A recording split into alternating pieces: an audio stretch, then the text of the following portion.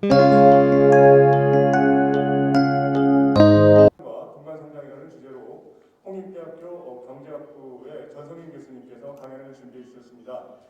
최근에 한국 경제는 본문망 대란과 물가, 그다음에 금리 그리고 환율이 동시에 오르는 삼고 현상뿐만이 아니라 가계 부채 폭탄까지 복합 위기에 직면해 있는 말 그대로 퍼펙트 스톰에 대한 위기감이 고조되고 있는 상황입니다. 그래서 오늘은 특별히 전성일 교수님을 모시고 한국 경제의 여러 현안과 또 대응 방안을 함께 고민하는 시간을 갖도록 하겠습니다. 오늘 여러분들이 갖고 계신 자료는 두 가지 종류인데요. 하나는 책자에 있는 늑대와 동반성장이라는 주제의 자료입니다. 게임이론을 이용해서 큰 정부가 작은 정부보다 더 효율적이고 또 더 구성원들의 만족도를 높일 수 있다는 굉장히 재미있는 자료, 연구 결과의 자료라고 생각을 합니다. 또 하나 자료는 저희들이 추가로 복사를 해서 여러분들께 배포한 자료인데요. 그게 오늘 아마 강연의 주 자료로 사용될 거라고 생각이 됩니다. 그럼 오늘 말씀을 듣기 전에요. 저희 동반성장연구소 정원찬 이사장님께서 나오셔서 인사 말씀을 해주시겠습니다. 나오실 때 큰 박수로 맞이해 주시기 바랍니다. 안녕하세요. 네, 안녕하십니까. 저희가 보통 목요일에 만나는데 오늘 월요일로 바뀌었습니다. 그거는 꼭 전성인 교수를 모시고 싶은데 전성인 교수 이번 학기에 목요일마다 강의가 있답니다. 그래서 무리하게 월요일로 정했는데도 이렇게 많이 와주셔서 대단히 고맙습니다. 저 강의는 이제 전 교수한테 들으시면 아시겠지만 전 교수는 서울대학교에서 1등 졸업하고 뭐 이런 얘기도 되죠. MIT에서 박사 받고 그 다음에 KDI 그 전에는 텍사스 대학 교수 KDI 연구위원 하다가 홍익대학교로 가셔서 쭉 교수를 하고 계십니다. 그런데 좀 다른 사람하고 다른 거는 안식년을 이용해서 또 하버드 로스쿨에 가서 공부를 2번이나 해서 저 법도 알고 경제학도 알고 하는 분인데 특히 좋은 거는 저 같은 사람은 그냥 탁상 공론 경제학자. 전 교수는 현실도 잘 알고 이론 뛰어나고 그런 아주 훌륭한 경제학자입니다. 그래서 한번 요새 경제가 굉장히 어렵다고 하는데 말씀 좀 듣고자 해서 오셨고 사실 우리 연구소에서 월요일을 만난 거 오늘 처음입니다. 매번 목요일만 국제 목요일 됐는데 오늘 이렇게 됐습니다. 자, 그러면 오늘 저 그동안 안 오시던 분들 많이 오셨어요. 새로 오신 분도 많고. 우선 저 몇 분만 먼저 소개하고 끝날 때쯤 또 소개해도 괜찮겠죠? 지금 맨날 좀 오신 분이 중국 분이세요. 중국 북경에서 오셨습니다. 지금 막 비행기 타고.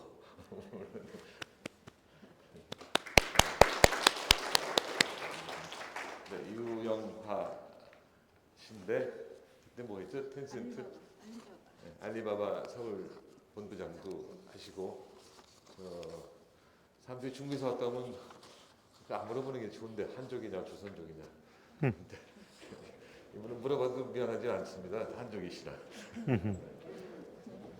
그리고 정성구 박사님은 제가 알기로는 칼빈, 여러분 칼빈 아시죠? 칼빈 연구 우리나라에서뿐만 아니라 아주 세계적으로 대가이시고 목사시기도 하고 박사시기도 하고 그러시죠. 정성구 선생님이십니다. 평소에 잘 안 해서 힘드네. 우리 박재현 선생님은 1년 전부터 지금 퇴근하시는 저의 7년 선배 선생님이신데 저희들이 부끄러울 정도로 열심히 하시고 질문도 매일 잘하시고 그래서 좋습니다. 정한교 총장님 한번 불러주시죠. 우리 저 한참 선배 총장님이신 조완규 서울대학교 총장님이시고요. 그다음 지금 뵙기는 서울에서 제일 멀리 오신 분이 여기 대구에서 오신 정순남 선생님이신 것 같습니다.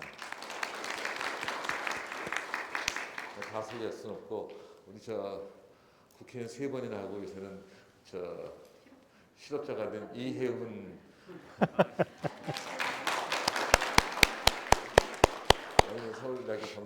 합의학번이고 전성인 교수부터 4년 후배 맞죠? 그 정도 됐을 것 같습니다. 그다음에 허정덕 선배님 오랜만에 오셨는데 한번 일어나 주시겠어요?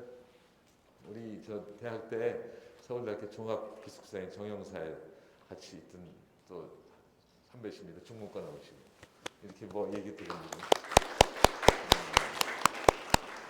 오늘 저희 대학 동기분 두 분이 특별히 오셨어요. 저 경영대학 명예교수인 민상기 교수하고 또 뉴욕 주립대학 성도 캠퍼스에서 저 임원하시는 윤영석. 오늘 성도 캠퍼스 한번 일어나시죠. 이진상 교수도 뉴욕 주립대학 성도 캠퍼스 맞죠? 네. 그리고 안 보인다. 저 우리 산업단지닷컴이죠. 최훈 회장님 맞습니까? 산업단지닷컴이라고 우리나라 이 산업단지 조성을 해갖고 저 세상에 공급하신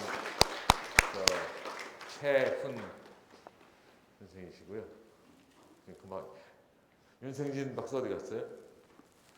아 저희 발명가 저 우리 에너지 세이빙이라든지 클리닝 같은 일을 하시는 분이시고요. 이따 또 말씀드리겠습니다. 네, 고맙습니다.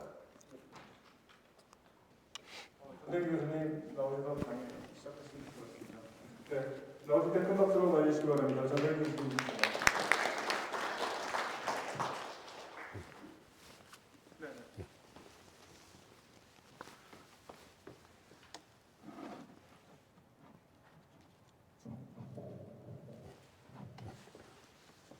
네, 안녕하십니까. 저 마이크를 벗는 게 아마 조금 날 것 같아서 잠시만 벗고 하겠습니다.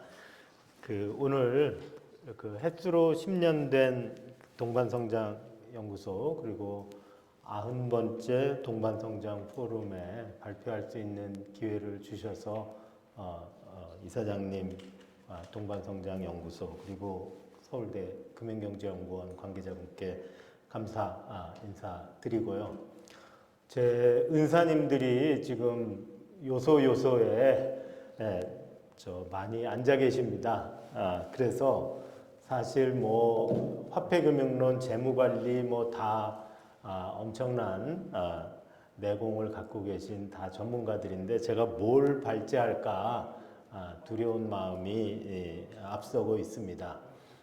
그래서 그냥 여러분께서 질의응답을 통해서 좀 더 이렇게 다양하게 이 관심을 이끌어내실 수 있도록 제가 이렇게 밑바탕을 깐다 그런 생각을 가지고 이제 여러 가지 그냥 표준적으로 거시경제학 하는 분들이 보는 그런 자료들을 이렇게 제시하면서 뭐 어느 쪽에서라도 질문이 나오면 질문해 주시면 될 것 같습니다. 자료는 두 가지인데 그 하드 카피로 인쇄된 그 안에는 이제 아래 한글 버전으로 일종의 부자와 빈자 간 또는 이제 보기에 따라서는 노년층과 청년층 간의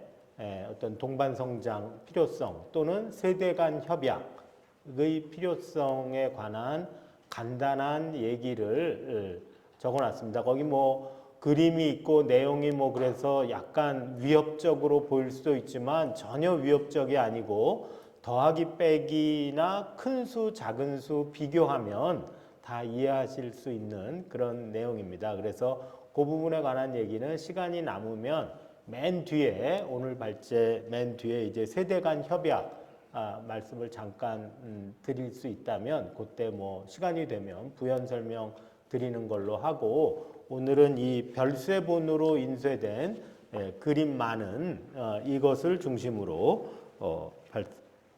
같이 생각을 해보도록 하겠습니다. 그래서 선생님께서 스페시픽하게 주문하신 내용이 이제 거시경제 현황을 좀 이렇게 보고 설명을 해달라 이런 말씀이셨어요. 그래서 주로 이제 거시변수 동향과 그다음에 최근에 이제 제일 문제가 많이 되는 게 결국은 환율과 금리인 것 같습니다. 그래서 환율과 금리에 관한 네. 환율과 금리에 관한 얘기 잠깐 말씀드리고 이런 단기적인 과제 외에 한국 경제가 안고 있는 장기적인 문제 그것이 이제 이 위에 덮어 씌워질 텐데 그걸 어떻게 할 건가 하는 얘기를 그냥 간단하게 해보겠습니다. 지금부터 하는 거는 뭐 여러분이 더 잘 아시고 미디어에 더 많이 등장하고 어쩌면 더 최신 자료 이거는 이제 한국은행 그 경제통계 시스템에서 내려받은 자료인데 물론 뭐 최근 자료 예를 들면 10월달 속보치가 나왔다든지 그럴 수가 있어서 여러분들께서 어쩌면 더 잘 알고 계시는 자료일지 모릅니다. 우선 가장 이제 표준적으로 봐야 되는 거시 변수가 이제 인플레이션이죠. 그래서 우리나라 인플레이션은 여기서 보듯이 그 상한이 2%입니다. 2%. 그런데 통상적으로는 디플레이션이 문제였어요. 이거를 더 앞으로 이렇게 과거로 거슬러 올라가면 2% 근방에 있는 게 아니라 1%하고 0%대에서 왔다 갔다 했던 적이 굉장히 많았고 그래서 저를 포함해서 많은 사람들이 우리나라는 일본식 장기 침체 국면으로 가고 있다 이렇게 말씀을 드렸던 적이 있습니다. 그래서 이번 총재 이전 하는 총재 시절에는 한국은행 내에서 알파벳 D자를 발음하는 걸 금지시켰어요. 이게 디플레이션의 첫 글자인데 발음할 수 없는 딱 해리포터의 볼드모트처럼 발음할 수 없는 글자였었던 적이 있습니다. 지금은 뭐 디플레이션은 일단 일시적으로 논란의 대상이 아니지만 어느 시점에 요 위기가 이제 지나가고 나면 다시 아래로 가는 행진을 시작할 거라고 생각합니다. 어쨌든 간에 최근에는 인플레이션이 문제인데 이때 잠깐 소비자 물가 조금 넘고 PPI도 조금 넘었지만 최근의 상승세는 이제 그 유례를 요 근방에서는 유례를 찾기 어려울 정도로 높습니다. 예를 들면 CPI가 전년 동기 대비 수준으로 6%를 갔던 거는 뭐 여기 계신 분들은 다 1차, 2차 석유 파동을 경험하셨던 분들이니까 뭐 그때는 20%가 넘는 물가 상승도 있었고 또 압축 성장을 하던 시기에는 물가 상승 예를 들면 1990년대 초반만 해도 전년 동기 대비로 10%를 넘냐 안 넘냐 하는 게 관건이었던 적도 있죠.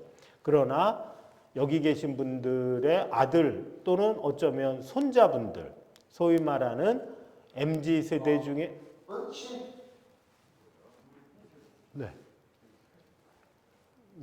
MZ 세대 중에 Z에 해당하는 Z세대들의 기억 속에는 그러니까 월드컵 이후에 태어난 세대들, 월드컵을 TV로 본 그런 세대들의 머릿속에는 6% 물가 상승은 없는 거죠. 어쨌든 뭐 미국은 이제 뭐 8%가 넘는 물가 상승이 있죠. 그러니까 이게 일단 문제고 경상수지는 최근에 악화된 적이 없었습니다.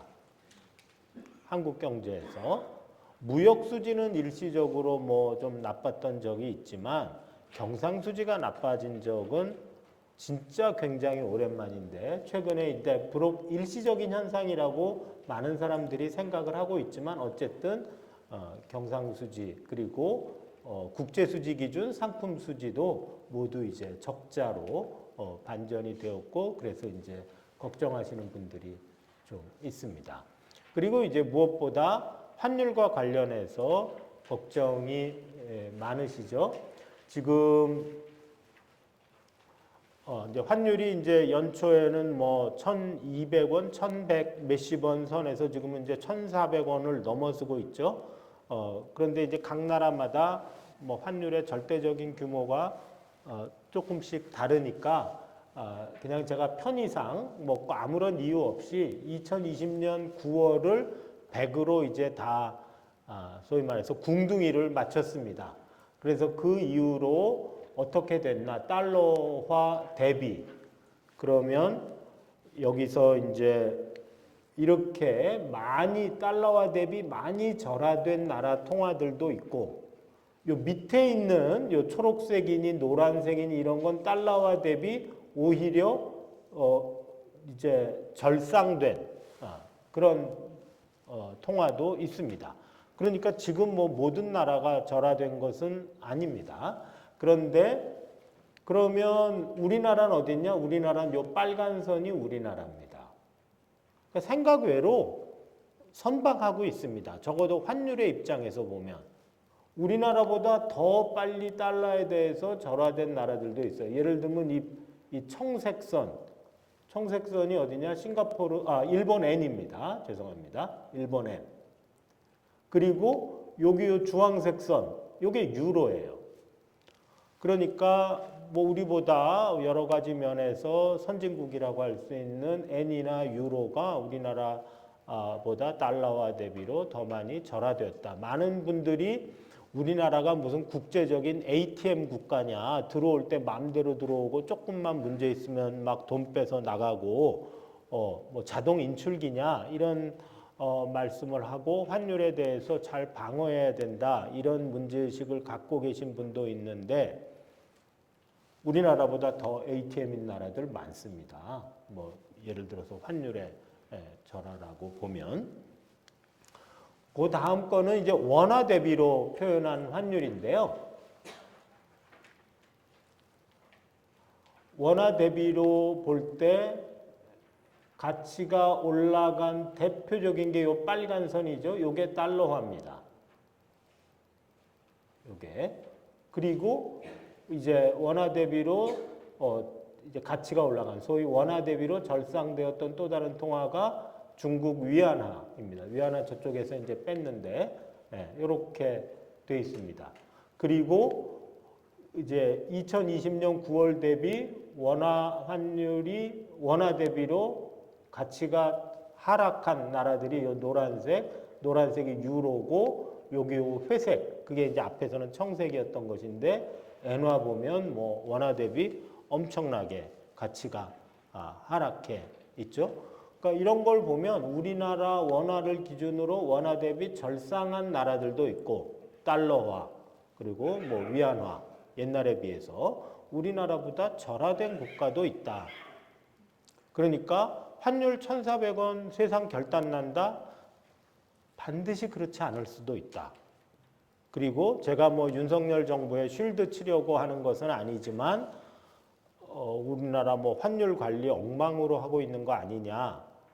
저는 뭐 그렇게 볼 여지는 많지 않다고 생각을 합니다. 그러면 이제 성장률은 어떠냐? 물론 지금 이제 떨어지고 있죠. 그런데 옛날 뭐 이때 2017년, 18년, 19년, 전년 동기 대비 성장률이 뭐 이 3%대 위아래로 왔다 갔다 했거든요. 물론 이제 그 뒤로 이제 코로나 때문에 이렇게 팍 가라앉기는 했고, 그 다음에 이제 이렇게 올라간 거는 이제 기저효과, 코로나 때 워낙 이게 낮았으니까 낮은 것 대비 조금만 올라가도 이제 왕창 올라간 것처럼 보이지 않습니까? 그러니까 그런 거를 빼고 나면 이쪽을 보면 옛날 수준이랑 적어도 엇비슷해요. 그래서 실물 경제도 아직까지는 이 통계가 물론 이제 옛날 통계지만 그래서 앞으로는 어떻게 될지 모르지만 이 통계가 나오던 시절까지는 그래도 버티고 있다. 기업들 어려워서 난리법석인데 기업들 어렵죠. 그런데 그것이 최근의 위기 때문이냐?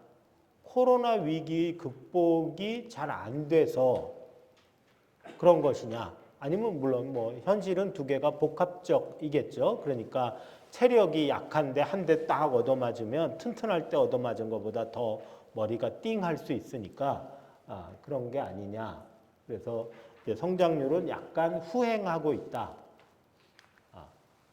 고용시장 동향을 보면 물론 약간 옛날 거 8월달 수치이기는 하고 뭐 그 뒤에 9월이나 10월달 수치가 나오면 많이 이제 악화가 되겠습니다만 그리고 뭐 거기에 구성을 볼 때 뭐 노년층 뭐 고용의 질이 저하되고 있다 이런 얘기도 나오는데 일단 여기는 마이크로 한 건 빼고 그냥 총량 지표로만 보면 실업률은 추세적으로 가라앉고 있고 고용률은 추세적으로 아직까지는 올라가는 상황입니다. 그래서 고용시장 동향으로 봐서 실업의 공포가 엄청나게 늘고 있다 이렇게 말하기는 적어도 이게 8월달 숫자까지인데요.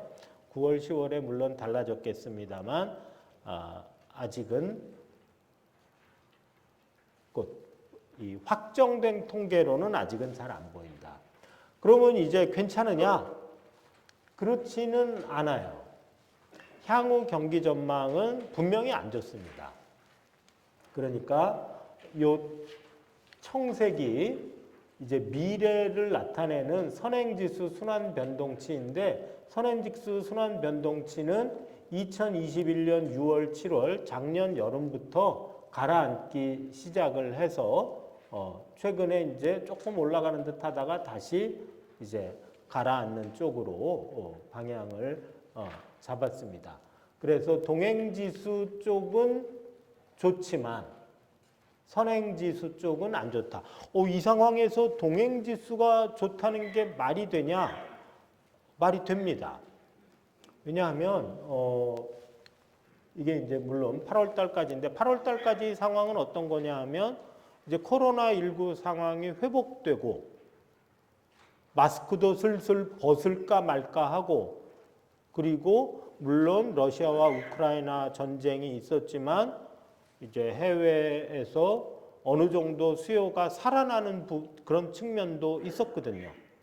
거기다가 8월까지 원화 환율이 꽤 많이 절하가 됐습니다. 그러니까 수출 기업은 이건 뭐 덩실덩실 춤을 춰도 부족할 정도로 표정 관리하던 그런 시절이었어요. 그렇기 때문에 반드시 뭐 대한민국 경제가 빨간불이 들어왔고 모든 산업이 칠판 여기서부터 저쪽 끝까지 다 적자다. 이건 아닙니다. 지금도 아니에요. 제가 생각하기에는. 그거는 과장이다. 그러니까 물론 어려운 부분은 굉장히 어렵지만 어렵지 않고 잘 나가는 부분도 있다. 그렇게 생각을 합니다. 그런데 앞으로는 이제 전체적으로 전반적으로 이렇게 평균 잡아 볼 때 더 어려워질 것 같다. 이런 전망은 이제 분명히 존재한다. 이렇게 생각을 합니다. 그래서 이게 이제 그냥 주마간산격으로 살펴본 동향이었고요.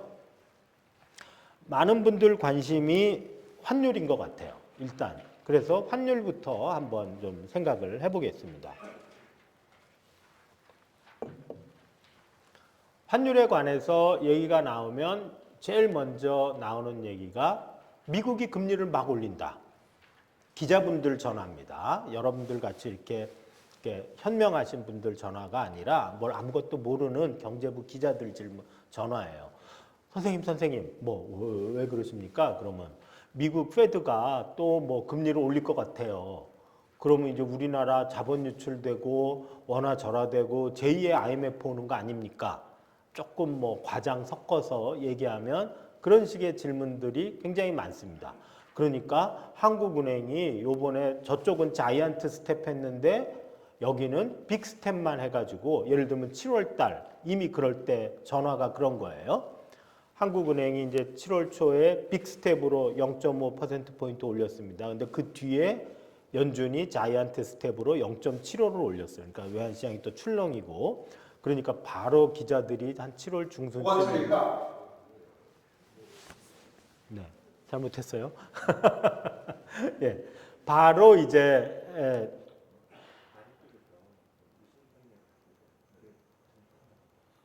네네네. 그래서 이제 뭐 우리나라도 자이언트 스텝을 했었어야 하는데 잘못한 거 아닙니까? 그리고 뭐 한미 금리 역전이 되면 이거 뭐 통화 정책 잘못한 거 아닙니까? 뭐 이런 이제 그런 우려들이 굉장히 많으세요. 그리고 그분들의 머릿속에는 미국이 금리를 올리면 한국도 금리를 올려서 금리 수준이 맞아야 된다. 역전되면 안 된다. 그러니까 메시 지구가 되게 너무 덥고 둔탁하고 나는 저거 싫고 친한 케이블로 다 만들고 싶어. 그러면 죄송합니다. 지금 나오는 이 소리들이요. 저 아래에서 의성감이라는 그 정사가 뭘로? 저기 산 정상에 대해서 올라온답니다. 그래서 저거는 어떻게 나눌 수 없다고 그러고요. 이해해 주시고 그러시고요. 혹시 문을 닫으면 좀 괜찮나요? 문 닫혀 있나요? 네.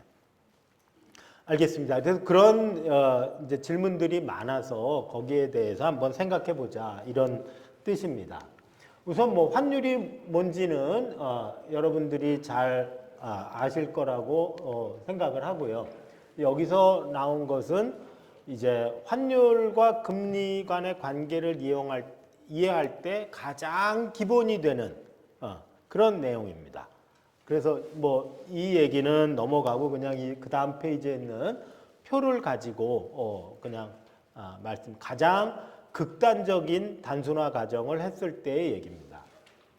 예를 들면 여러분이 원화로 1,000원을 가지고 있다.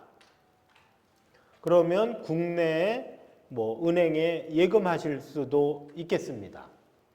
그럼 이제 국내 은행의 예금 이자율이 I라고 이렇게 표현하면 요번 기회에 예금하면 다음 기회에 원금 1,000원에 원금과 이자가 붙은 돈을 이제 받으시게 되겠죠. 그래서 이제 그냥 간편하게 이걸 쓰면 1 플러스 I 곱하기 1,000 이렇게 하면 그래서 1,000 곱하기 1 한 개 원금이고 1,000 곱하기 I 한 개 이자.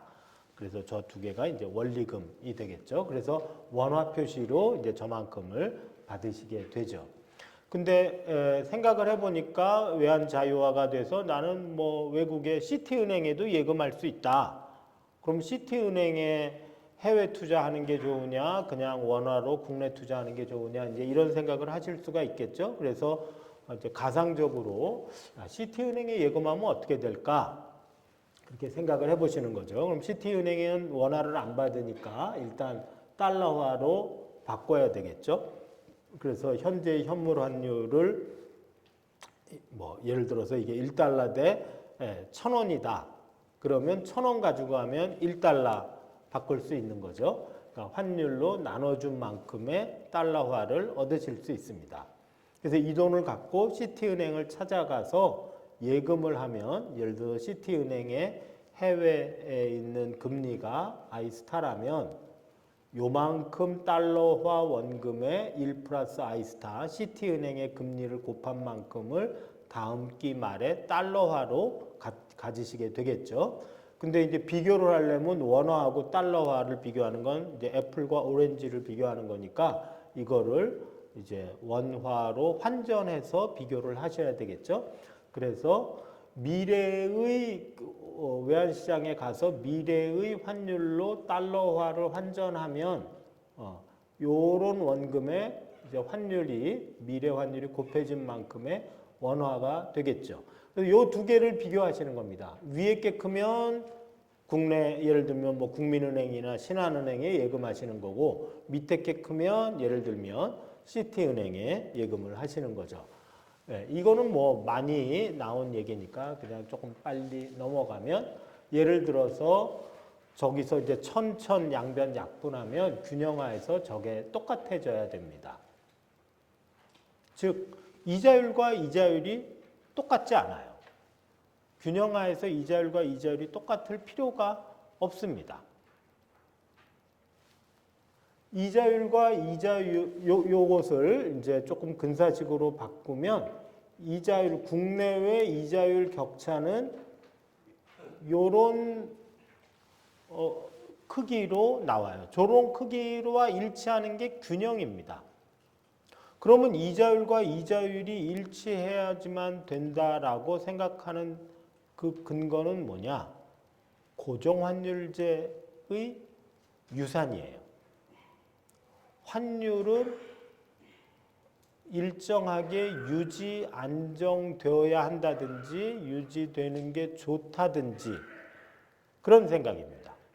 환율이 변하지 않는다면 요게 1이고 빼기 1 하면 0이기 때문에 I와 I스타가 같아져야 돼요. 환율의 변동을 안 가지고 오는 균형을 생각하면 그것은 이제 균형의 특별한 모습인데 꼭 그래야 될 필요는 없지만 그런 균형을 생각하면 이자율이 같아야 됩니다. 예를 들면 고정환율제나 근본이제나 이런 경우에는 이제 소국 개방경제 이자율은 외국의 대외 이자율하고 괴리를 보일 수가 없죠. 근데 이제 우리나라는 적어도 형식적으로는 변동금리제를 표방하고 있고 상당한 정도 변동금리제를 운영하고 있습니다. 그래서 고정환율제라면 이자율이 똑같아야 되지만 만약에 국내외 이자율 격차가 양수라면 그래서 요게 양수라면 이쪽이 양수해야 되고 그 말은 요게 1보다 커져야 되고 그 말은 분자가 더 커져야 되니까 현재 1대 1000이면 나중에 거는 1대 1200 이렇게 된다고 예상을 해야 되는 거겠죠. 네. 그래서 원화가 그 말은 예상 평가 절하된다는 얘기죠. 1000에서 1200 간다는 얘기는 그래서 원화 가치가 하락하고 달러 가치는 상승하고 그렇게 된다는 것입니다. 그런 예상이 존재하면 이자율 격차가 0이 아니어도 외환시장은 균형이라는 거죠. 즉 이자율 격차가 0이 아니어도 세상이 끝장나는 게 아니다. 그래서 이쪽은 자이언트 스텝 하는데 이쪽은 빅 스텝 정도밖에 안 했어요 하느니 너무 자기 일을 게을리하고 있는 것 아닙니까? 그거는 그렇게 적절한 지적은 아니라고 생각을 해요. 만약에 한국은행의 통화정책 목표가 물가 안정이 아니라 환율 안정이라면 한은은 잘못하는 거죠. 환율을 안정시킨다는 뜻은 환율 변동이 0이란 얘기고 환율 변동을 0으로 만들기 위해서는 국내 이자율은 해외 이자율하고 똑같아야 돼요. 아주 단순화된 경제에서는. 그런데 한국은행의 한은법상 맨데이트는 물가 안정이에요. 그리고 부수적으로 금융 안정에도 신경을 써야 돼요. 유의해야 돼요. 환율 안정? 그게 물가 안정을 해치거나 그게 금융 안정을 해치지 않는 한 그걸 보고 물가 안정에 배치되는 결정을 한다면 또는 다른 것의 목표를 과도하게 희생한다면 하는 잘못하는 거예요. 오히려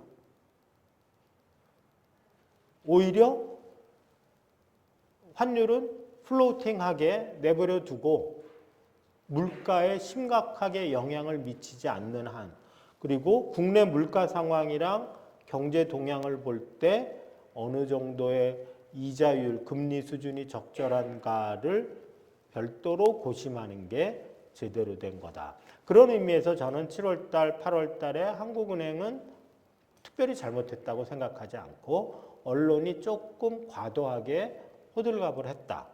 그렇게 생각을 합니다. 근데 이제 최근에 한국은행이 금리를 또 올리고 이창용 총재가 이제 환율을 40번씩 언급을 했다. 이렇게 이제 언론 보도가 나왔지 않습니까? 그건 뭐냐? 굳이 쉴드를 쳐주려면 제가 뭐 친한 후배여서가 아니라 굳이 쉴드를 쳐주려면 환율의 상승이 그것 자체로는 통화정책의 목표가 아닌데 물가 안정을 위협하는 측면이 강해졌거나 금융 안정을 훼손하는, 저해하는 측면이 강해졌다. 그래서 그런 점을 감안해서 지금 상태에서는 환율 안정에 어느 정도 관심을 갖는 것이 통화정책 차원에서 그게 물가 안정 또는 금융 안정을 위해서도 도움이 되는 일이다. 이렇게 생각하면 이제 환율을 안정시키기 위해서 그것 자체가 목적이 아니라 환율을 안정시킴으로써 물가도 안정시키고 금융도 안정시키는 그런 목적을 달성하기 위해서 봤다. 이렇게 생각할 수도 있어요. 그리고 이제 최근에 환율이 이제 굉장히 많이 올라서 수입 물가 상승이 물가 상승을 이렇게 기여하는 바가 점점 커졌다. 그리고 자꾸 이제 뭐 마진 콜이니 유동성 부족이니 이런 얘기들이 나와서 이제 금융 시장에서도 혹시 불안정이 있는 게 아닐까. 그렇다면 한국은행 맨데이트 상으로 볼 때 개입하는 게 괜찮다. 이런 얘기입니다. 이건 뭐 간단한 예를 든 건데 나중에 복습 삼아서 한번 해보시면 좋을 것 같아요. 넘어가겠습니다.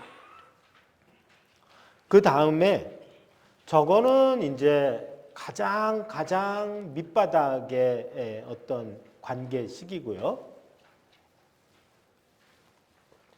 현실에서 이제 파생 상품을 이용해서 조금 더 복잡한 거래를 하고 그 거래를 조금 이렇게 이해해야 금융시장 불안정, 환율의 변동에 따른 금융시장 불안정이라는 부분을 이렇게 조금이라도 터치할 수 있을 것 같아서 오늘 얘기를 조금 해보겠습니다. 지금까지는 그냥 숫자와 숫자만 같으면 오케이 그렇게 얘기했고 위험에 관해서 얘기를 안 했는데 이제 다들 위험 기피자다. 투자자가 개인이면 위험 기피자일 수 있고 투자자가 법인이어도 투자 자금을 모을 때 발행한 약관이나 투자 설명서 이런데 일정한 정도 안정적인 투자를 하겠다고 약속하고 돈을 조달했을 수가 있거든요. 그렇기 때문에 법인이어도 위험 중립자가 아니라 위험 기피자가 될 수도 있습니다. 그래서 이런 의미에서 보면 요 그림에서 1,000원 예금에서 1,100원 여기 위험이 별로 없습니다. 요 이자율만 확정 이자율이라면 물론 현실에는 이자율이 확정 이자율이 아닌 투자 방법도 있습니다만 그 다음에 내가 외환시장을 거친다. 그러면 환율이 걸리죠. 이 환율은 지금 내가 눈에 보는 환율이에요. 지금 현물환 시장에 있는 환율. 이것도 언서튼티가 없습니다. 그리고 만약에 은행이나 이런 데 확정금리로 사는 순간 수익률이 확정되는 방식으로 투자한다면 여기까지도 위험이 그렇게 많다고 보지 않을 수 있어요. 가장 큰 문제는 여기서 일로 올 때입니다. 그때 이제 미래의 외환시장을 통과해야 되는데 미래의 환율이 얼마인지 전혀 알 수 없어요. 근데 그 불확실한 환율로 환산을 했다는 거예요. 그러니까 여기 위험이 노출돼 있죠. 그런데 공식에서는 이건 모르지만 나는 기대감만 한다. 이 말은 위험 중립자라는 뜻이었어요. 나는 평균만 맞으면 오케이다. 이게 얼마나 플럭추에이트 할지 그런 건 나 신경 안 쓴다. 그렇게 하고 이제 했던 것인데 현실은 저 위험 이제 기피자라면 요 위험, 미래의 환율 이 위험을 통제하지 않으면 문제가 될 수가 있다. 그럼 통제하는 방법 하나가 전형적인 게 선물 거래라는 파생 상품 거래를 하는 겁니다. 파생 상품은 조금 쉽게 말씀드리면 입도선매라고 생각하면 얼추 비슷합니다.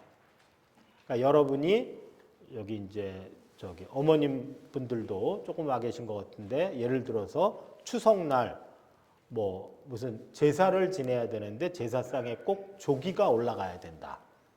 근데 보통 때는 조기값이 이렇게 괜찮은데 추석 명절만 앞두면 꼭 조기값이 이렇게 뛴다.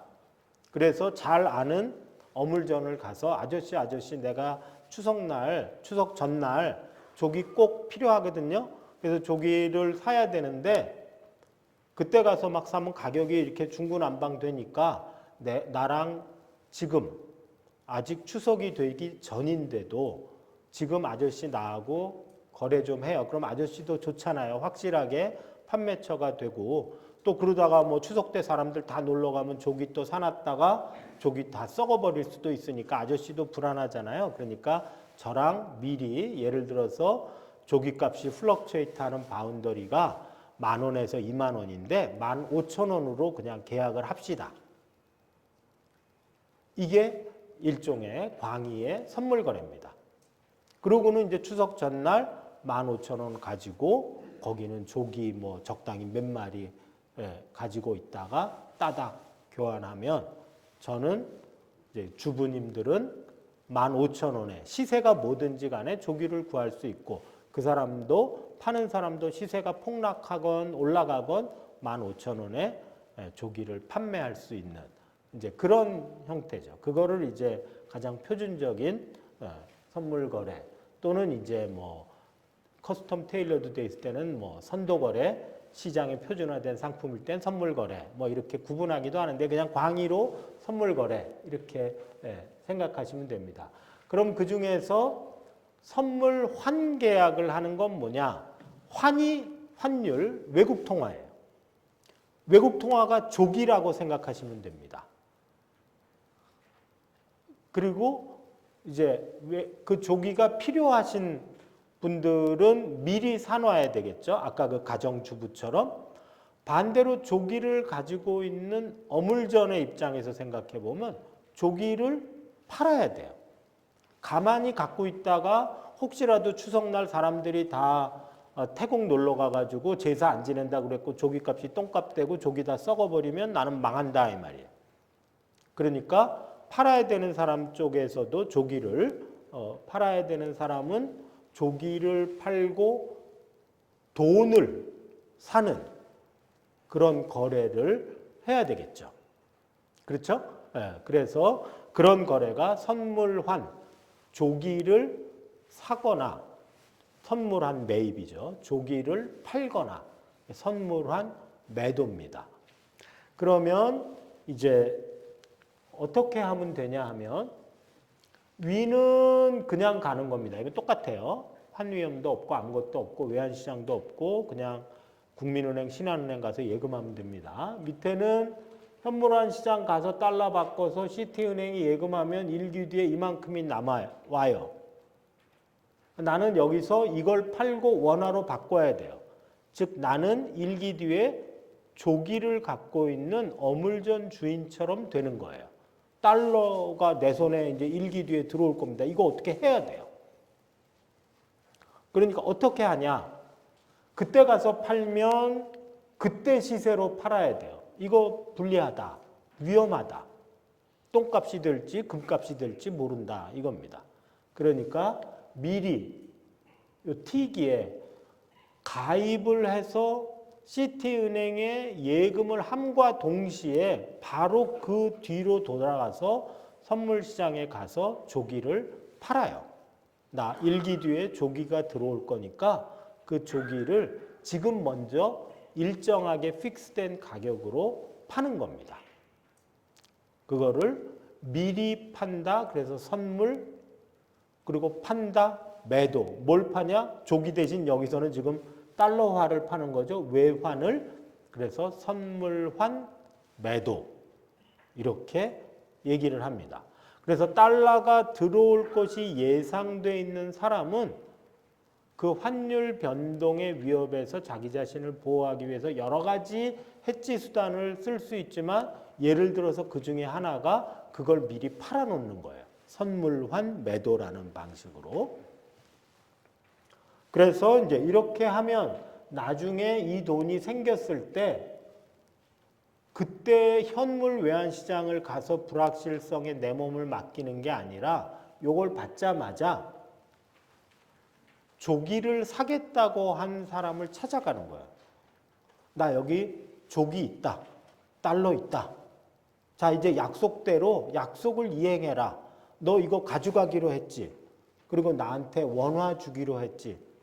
자, 나 이거 너한테 현물과 무관하게 1년 전에 계약했던 그 가격으로 너한테 넘기고 너는 그 조건에 따라서 나한테 원화를 다오. 그렇게 해서 하면 요런 거래가 됩니다. 이때는 요게 선물 환율이에요. 그러면 더 이상 언서튼티가 없이 선물 계약을 하는 순간 요게 딱 확정이 돼요. 그럼 요거하고 같으면 되는 겁니다. 그래서 이제 이런 거래들을 할 수가 있어요. 이게 뭔 상관이냐 하면 이제 환율이 올라갈 때 수입 물가의 국내 가격이 올라가서 뭐 원유 가격이 올라간다, 뭐 그다음에 우유 가격, 설탕 가격, 사료 가격 모든 게 다 올라간다, 밀가루 가격 올라간다. 이거는 여러분이 다 잘 아실 거라고 생각해요. 여러분이 조금 덜 익숙하신 건 그럴 때 금융시장 불안이 뭐가 있다는 거냐? 이런 부분은 혹시 조금 이렇게 친숙하지 않으실 수가 있을 것 같아요. 그래서 이제 예를 하나 들어봤습니다. 예를 들어서 달러가 많이 생기기로 돼 있는 기업이 있다. 미래에. 지금 생기면 지금 팔아버리면 되죠. 예를 들어서 그런 데가 어디냐? 자동차 회사. 물론 자동차도 옛날 뭐 어디 야적장에 해놓고 수출했다 그러고 통계로 잡고 나중에 팔리면 뭐 그거 이렇게 들어오고 하는 거 있지만 지금은 자동차, 한국 자동차 잘 팔리거든요. 그러니까 이제 딱 팔고 돈 받아서 원화로 딱 바꾸면 됩니다. 현물 시장에서. 그러면 환율 막 올라갔으니까 입이 귀에 걸리겠죠. 아마 그 현대자동차, 기아자동차 최근 실적이 거의 기록적일 거예요. 그건 다 환율 때문입니다. 그런데 나중에 돈 받는 대표적인 산업이 조선산업이에요. 배 만드는데 배를 딱 하고 만들 수 없잖아요. 그리고 배 다 만든 다음에 그거 팔러 돌아다니지 않습니다. 왜냐하면 배는 그 발주자의 니드에 맞게 설계하고 건조를 해야 되기 때문에 거기서 LNG선을 원한다. 근데 뭐 사이즈는 얼마고 뭐 이제 언제까지 해줘야 되고 뭐 어떤 특성을 갖춰야 된다 하면 거기에 맞춰서 배를 지어야 되는 거니까 배를 뭐 스탠다드 상품 찍어내듯이 자동차 뭐 소나타 찍어내듯이 표준적인 배를 만들어서 팔러 다니는 게 아니잖아요. 그러니까 다 주문받고 주문 제작을 하는 거예요. 근데 배 만드는데 세월이 뭐 1년, 2년 막 이렇게 걸립니다. 그리고 돈을 원래는 이제 어느 정도 되면 뭐 갑판 뭐 밑에 하부를 만들었다 그러면 일정한 돈 받고 또 뭐 상판 만들었다 그러면 일정한 돈 받고 이제 기성고에 따라서 돈을 받는다 이게 현실인데 그냥 편의상 배 만드는데 1년 걸리고 1년 뒤에 돈 딱 들어온다 이렇게 좀 그냥 간편하게 생각을 해봅시다. 그럼 이제 우리나라 조선산업이 지금 뭐 몇 년치 일감이 다 걸렸어요. 그런데 그러니까 이제 계약을 땄습니다. 그럼 이제 이 물건을 만들어서 보내면 달러화가 들어오게 돼 있어요. 1년 뒤에. 그러니까 내 대차 대조표에 미래에 받을 돈으로 달러화가 예를 들면 뭐 배값이 10,000불이다. 뭐 10,000불짜리 배는 없겠죠. 그냥 편의상 10,000불이라고 하면 10,000불, 10,000달러 이렇게 딱 내 대차 대조표에 받을 권리 자산으로 딱 들어와 있는 거예요. 당장 내 손에는 없지만 받을 권리. 대출해 준 거랑 똑같은 거예요. 나중에 되면 돈 들어오는 거예요. 그렇죠? 그러니까 내 대차 대조표에 외화 표시 자산이 떡 있습니다. 그러면 이 상태대로라면 나는 환위험에 노출돼 있다. 이렇게 우리가 얘기를 해요. 왜냐하면 달러 값이 지금부터 1년 뒤까지 쫙 올라가면 나는 똑같은 10,000불을 받아도 미래에 그걸 미래의 환율로 환산하면 환율이 1,400원이라면 곱하기 1,400원 하면 뭐 원화로 이만큼 받는 거가 되겠죠. 반대로 환율이 1,000원이 되면 요만큼 받는 거예요.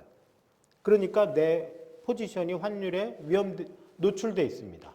그러니까 아까 시티은행에 적금 든 사람하고 똑같은 상황이 되는 거예요.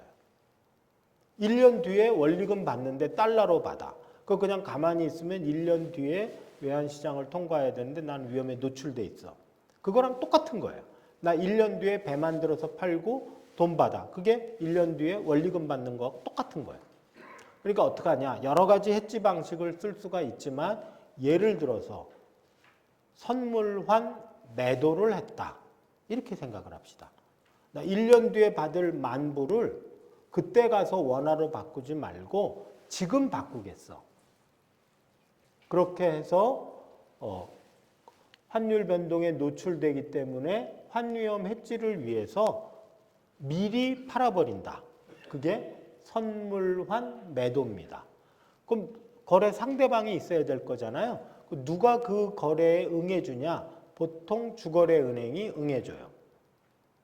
그러니까 주거래은행은 반대편에 서가지고 선물환 매입을 합니다. 그렇게 되면 조선업계 입장에서는 1년 뒤에 달러 들어오는 자산이 있고 1년 뒤에 내가 조기 넘겨주듯이 달러를 넘겨줘야 하는 의무가 있는데 이게 딱 맞으면 스퀘어 포지션, 똔똔이다. 외환 포지션이. 그러면 환위험에 노출돼 있질 않아요. 오케이, 거긴 됐어요. 그럼 은행은 어떻게 되냐? 은행은 갑자기 있다가 선물환을 매입했잖아요. 그러면 달러 자산이 뭐 미래 시점이긴 하지만 괜히 생긴 거예요. 그럼 은행의 외환 포지션이 변동하겠죠? 그러니까 어떻게 하냐? 달러 부채를 일으킵니다. 스퀘어 포지션으로 맞추기 위해서.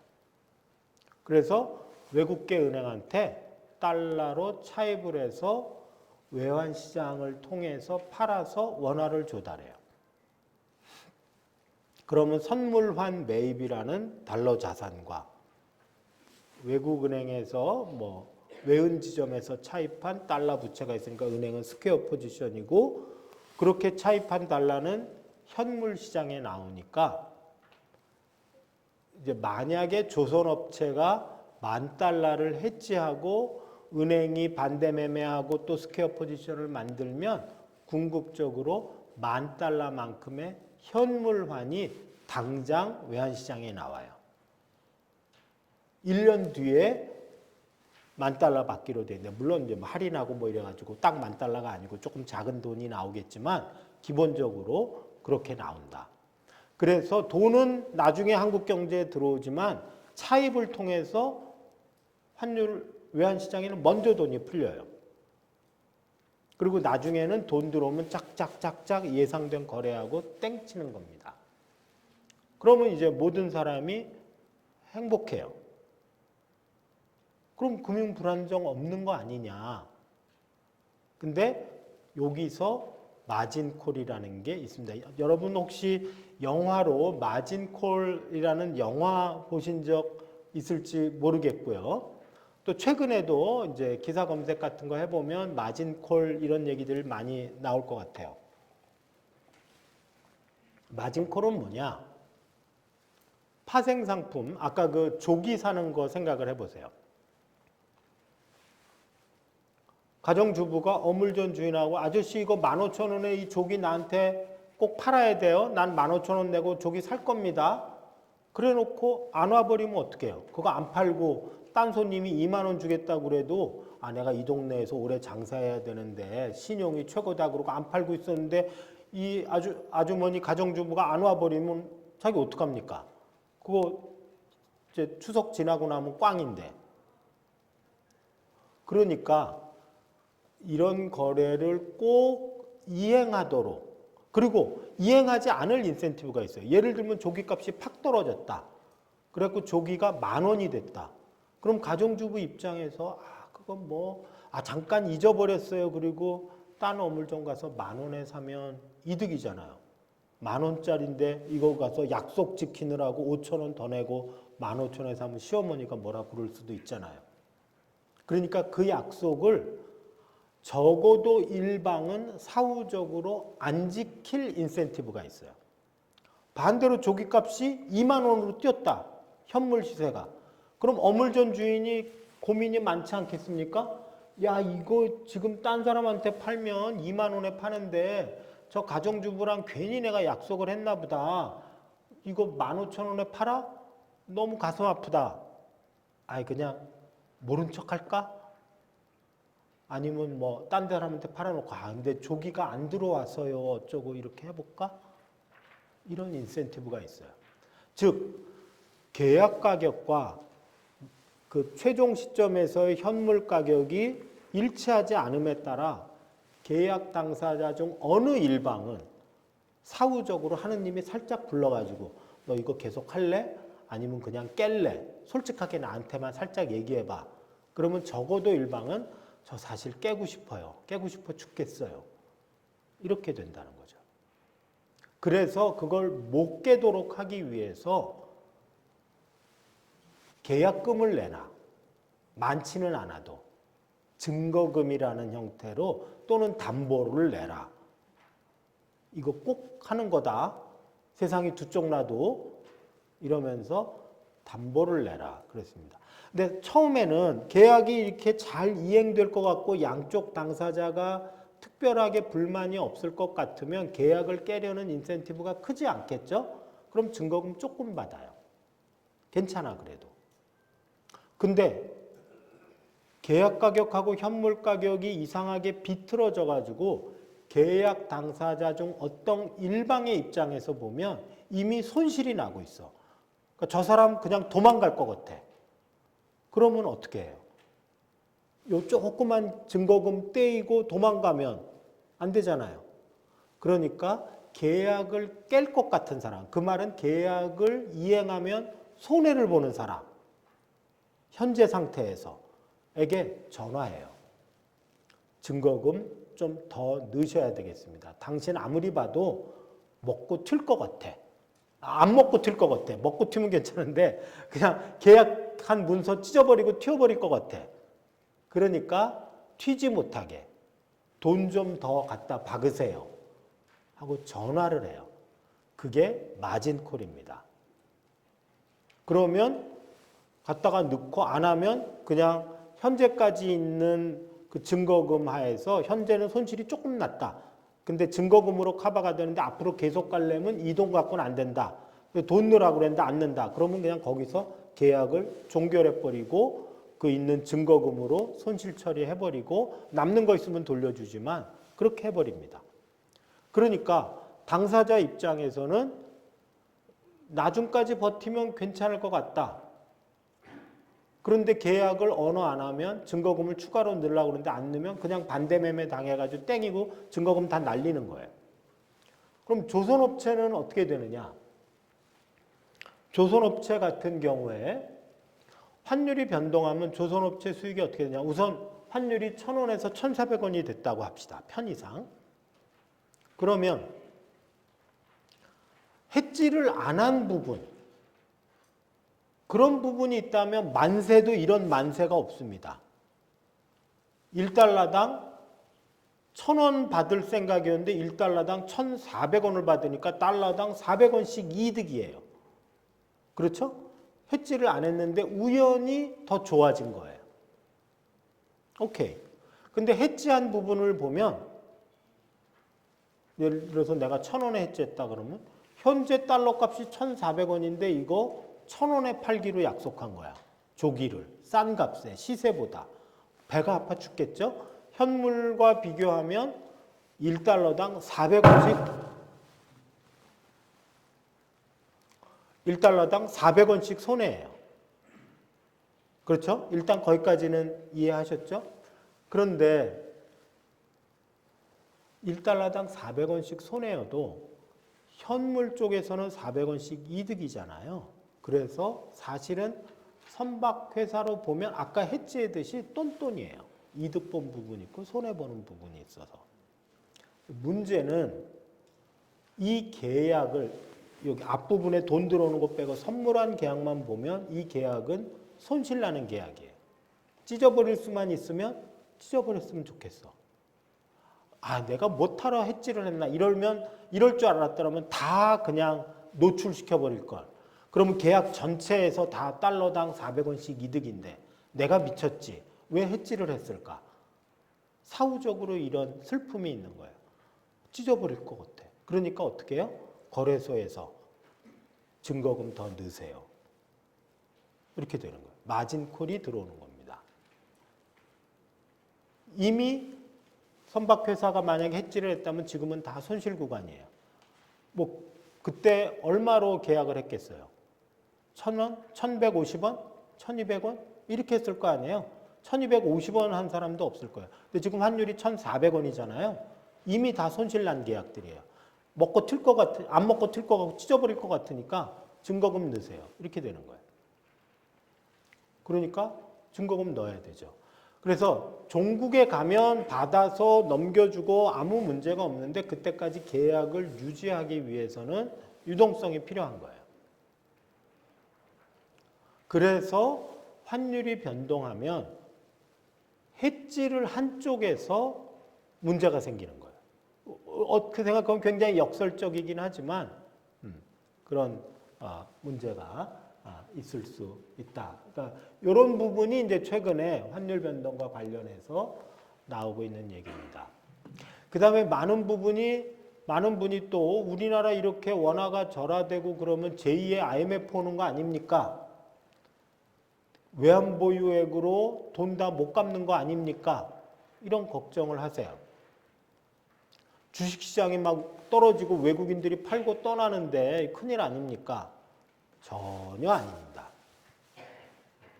우선 뭐 외국인들이 증시에서 팔고 떠나는데 원화가 만약에 많이 1,400원으로 절하돼 있으면 그건 뭐 손실 보고 나가는 거예요. 그건 뭐 그 사람이 자발적으로 선택한 건데 뭐라 그러겠습니까? 우리가 걱정해야 되는 건 외환보유액으로 단기 외채를 못 갚는 경우. 그럼 이제 국가가 모라토리엄 걸리니까. 근데 전혀 지금 문제가 아니다. 우리나라는 IMF 때랑 달리 지금은 순채권국이에요. 우리나라의 순대외 채권을 보면 이쪽에 이 엄청난 숫자들 가지고 이렇게 되고 있습니다. 최근에 약간 떨어졌지만 그래도 아직 엄청나게 많아요. IMF 위기는 과장된 겁니다. 오히려 더 문제는 뭘까요? 마진콜이 더 문제예요. 대외 채권국이라는 얘기는 뭐예요? 쉽게 말하면 대차대조표, 우리나라 국민들의 평균적인 대차대조표, 국민이건 은행에 달러와 자산이 달러와 부채보다 많다는 얘기예요. 조선업계 같은 거라는 거예요. 그렇죠? 그러면 달러값 해지를 안 했으면 달러값이 막 올라가면 내가 갖고 있는 게 점점 다이아몬드가 되니까 좋은 거고 외환위기 안 납니다. 달러를 부채로 갖고 있는 게 아니라 달러를 채권으로 갖고 있는데 달러 값이 막 오른다. 좋죠. 땡큐. 문제는 그중에 상당 부분을 달러 부채를 인위적으로 일으켜서 자산하고 부채를 맞추는 해지를 했다면 환율 변동에 궁극적으로는 똔똔인데 단기적으로 마진콜이 들어올 가능성이 있어요. 이쪽 파생 상품 때문에. 그게 문제인 거예요. 그러니까 문제의 본질이 옛날 IMF 때랑은 많이 다르다.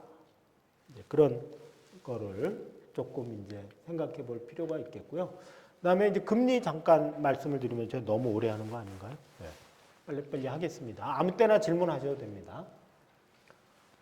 금리는 이제 금리 인상은 두 가지 효과가 있는데 하나는 현금 가치를 계산할 때 동일한 현재부터 미래의 현금 흐름이 있더라도 주어진 현금 흐름 하에서 이거를 현금 흐름을 현재 가치화하려면 1+i 이자율로 이렇게 할인을 복리식으로 해서 쫙 더해야 되는데 이자율이 올라가면 이 할인율이 올라가기 때문에 분모가 커지고 전체 분수값이 작아져서 할인 가치가 작아집니다.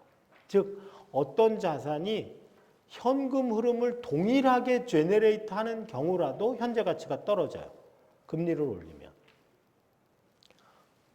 그런데 두 번째 차원의 문제는 뭐냐 하면 현금 흐름 자체가 옛날하고 똑같지 않을 가능성이 있다는 거예요. 예를 들면 주식 같으면 금리가 올라가면 금리가 안 올랐을 때보다 기업이 벌어들이는 돈이 줄어들 가능성이 있습니다. 그렇죠? 고금리 하에서는. 수요도 작고 뭐 이제 이 비용 중에 금융 비용도 변동금리로 돈 빌렸으면 늘어나고 그러니까 이 제너레이터하는 영업순이익이 줄어들 가능성이 있어요. 그러면 가만히 있어도 분모가 늘어나서 현재 가치가 떨어지는데 분자까지 줄어든다. 분자는 줄어들고 분모는 올라가면 현재 가치가 팍 떨어지겠죠. 다른 자산의 경우에는 분자가 늘어나는 것도 생각할 수 있어요. 예를 들면 내가 집을 가지고 월세를 준다. 근데 금리가 올라갔으니까 전월세 전환율이 올라가고 그래서 전세값이 동일하다면 월세가 늘어나겠죠. 그래서 나 이거 월세도 올라가니까 괜찮은 거 아니냐. 전세값이 가만히 있다면, 주택가격이 가만히 있다면. 근데 이제 금리가 올라가고 그러면 주택가격이 떨어지고 그러면 전월세 전환율이 일부 올라가도 베이스 자체가 떨어지면 떨어질 가능성이 있죠. 설사 그대로라도 월세의 증가율이 이자율 증가율에 못 미치면 설사 조금 증가하더라도 떨어질 수도 있어요. 그래서 금리가 올라가면 뭐 여러분 다 잘 아셨다시피 자산 가격이 거의 언제나 하락을 합니다. 근데 이걸 안 믿으시는 분이 계세요.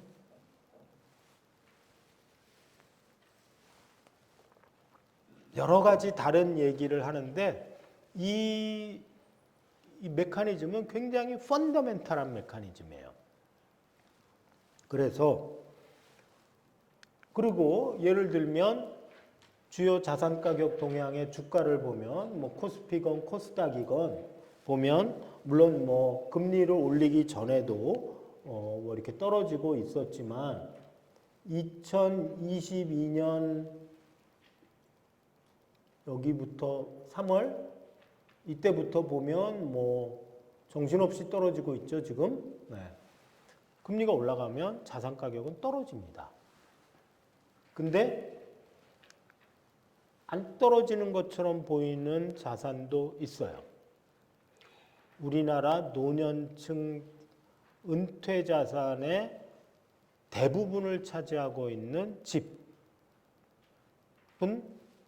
안 떨어지는 것처럼 보입니다. 그래서 이제 옛날부터 부동산 불패, 아파트 불패, 금리가 아무리 올라가도 아파트는 안 떨어진다.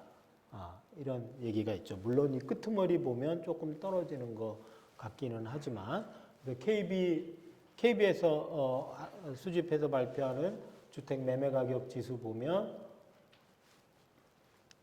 이거랑은 많이 다르죠. 그렇죠? 이 그림하고는. 그러니까 뭐 안 팔고 버틴다. 이렇게 하는 수도 있고 그 다음에 실거래가 지수 이거는 이제 2개월 렉이 있습니다. 그러니까 7월 달에 거래한 게 퍼블리시가 9월쯤 돼요. 그래서 이거는 아직 옛날 요 밑에 있는 거 이거는 잊어버리세요. 이거 어떻게 오타한 것 같습니다. 요 위에 것만 요 네 가지만 보시면 요게 총지수, 요게 서울 지역 아파트 실거래가 지수인데요. 꽤 많이 떨어지고 있어요. 이게 언제까지냐 하면 7월 달까지 자료니까 7월 거래니까 9월 달에 이제 퍼블리시가 된 자료니까 나름 그래도 최근 자료인데 그렇게 떨어지고 있다. 오래 못 버틴다. 그런 겁니다. 그러니까 금리 인상에 버티는 자산 가격은 없습니다. 그러면 경제학 교과서 다 다시 써야 되죠. 물론 이제 금리 인상이 일시적이고 폭이 작고 다른 요인이 압도적이라면 뭐 정부가 뭐 다른 정책을 추가로 썼다든지 그러면 몰라도 다른 조건이 동일하다면 떨어집니다. 여기까지가 이제 단기 추세의 얘기고요. 그걸 좀 종합하면 현재 위기는 금융시장의 위기는 물론 좀 크지만 과장된 부분이 있고 한국은행이나 재경부가 특히 이제 한국은행이 특별히 잘못 대응하는 거라고 보기는 어렵다. 그리고 한국이 대외 순채권국임을 잘 생각하면서 이제 예측을 하는 게 중요하다. 그리고 조용히 표정 관리하는 기업들도 굉장히 많다. 신문에는 악소리 나는 기업이 먼저 얘기되고 조용히 표정 관리하는 기업은 천천히 저기 밑에 조그맣게 하지만 시장 참가자들이나 뭐 분석하는 사람들이 이미 다 분석을 했죠. 현대차, 기아차 뭐 정신없이 올라가고 있습니다. 주가가 올라가는지는 모르지만 순이익 표정 관리를 못할 정도로 하고 있다. 집값, 자산값 안 떨어질 수 없다. 이게 이제 요약 정도가 될 것 같습니다. 그 다음에 이제 뭐 장기 이거 그림은 뭐 많이 보셨을 테니까요. 그런데 이거는 뭐 먼 미래구나 이렇게 생각하시는 분들이 많습니다. 여기 그 청색이 추계 인구인데 뭐 2017년, 18년을 이제 기점으로 해서 떨어지고 이렇게 있죠. 그리고 고령 인구 비율을 보면 이 오른쪽 축인데 뭐 40%를 넘어서 45%가 돼요. 2명 중에 1명이 65세 이상입니다. 50세 이상도 아니고 65세 이상이에요. 지금도 유권자 계층으로만 보면 55세 이상 인구가 더 많습니다. 그러니까 유권자로 한정했을 때 미디언 인구가 55세에서 60세 사이예요. 그러니까 여기 계신 분 중에 상당수가 대통령 선거했다 그러면 다 여러분이 원하는 사람을 대통령으로 뽑을 수 있습니다. MZ세대가 아무리 발버둥하고 하이힐로 투표해도 땡입니다. 택도 없어요. 정치 지형은 이미 노년층에게 넘어갔어요. 시장의 권력은 재벌에게 넘어갔다 뭐 이런 얘기를 하지만 정치 권력은 노년층에게 넘어갔습니다. 그리고 그러니까 폴리티컬한 지형은 그런데 이코노믹한 지형은 생산할 사람이 없어요. 뭐 조금 저속한 표현을 쓰자면 죄송스럽지만 먹여 살려야 할 입은 엄청나게 늘어나고 생산할 사람은 없는데 의사결정 권한은 생산하는 사람에게 없어요. 그게 한국 사회, 한국 자본주의와 한국 민주주의가 직면한 진짜 위기입니다. 그 위기에서 빠져나오기가 쉽지 않습니다. 그러니까 젊은 사람들 입장에서 보면 집값이 높은 것, 그것만이 문제가 아니에요. 이 사회에서 우리 제너레이션이 아무리 발버둥을 쳐도 할 수 있는 일이 없다. 왜 남자들이 그 20대 남자들, 소위 이대남이라고 하죠. 이대남들이 그 찌질하다는 얘기를 들어가면서 성폭력 이런데 예를 들면 비호하는 그런 모양새를 취하고 뭐 특정 정치인에게 젊은 정치인에게 열광하는가? 출구가 없기 때문이에요. 그리고 자기네들의 힘으로는 세상을 바꿀 수가 없기 때문이에요.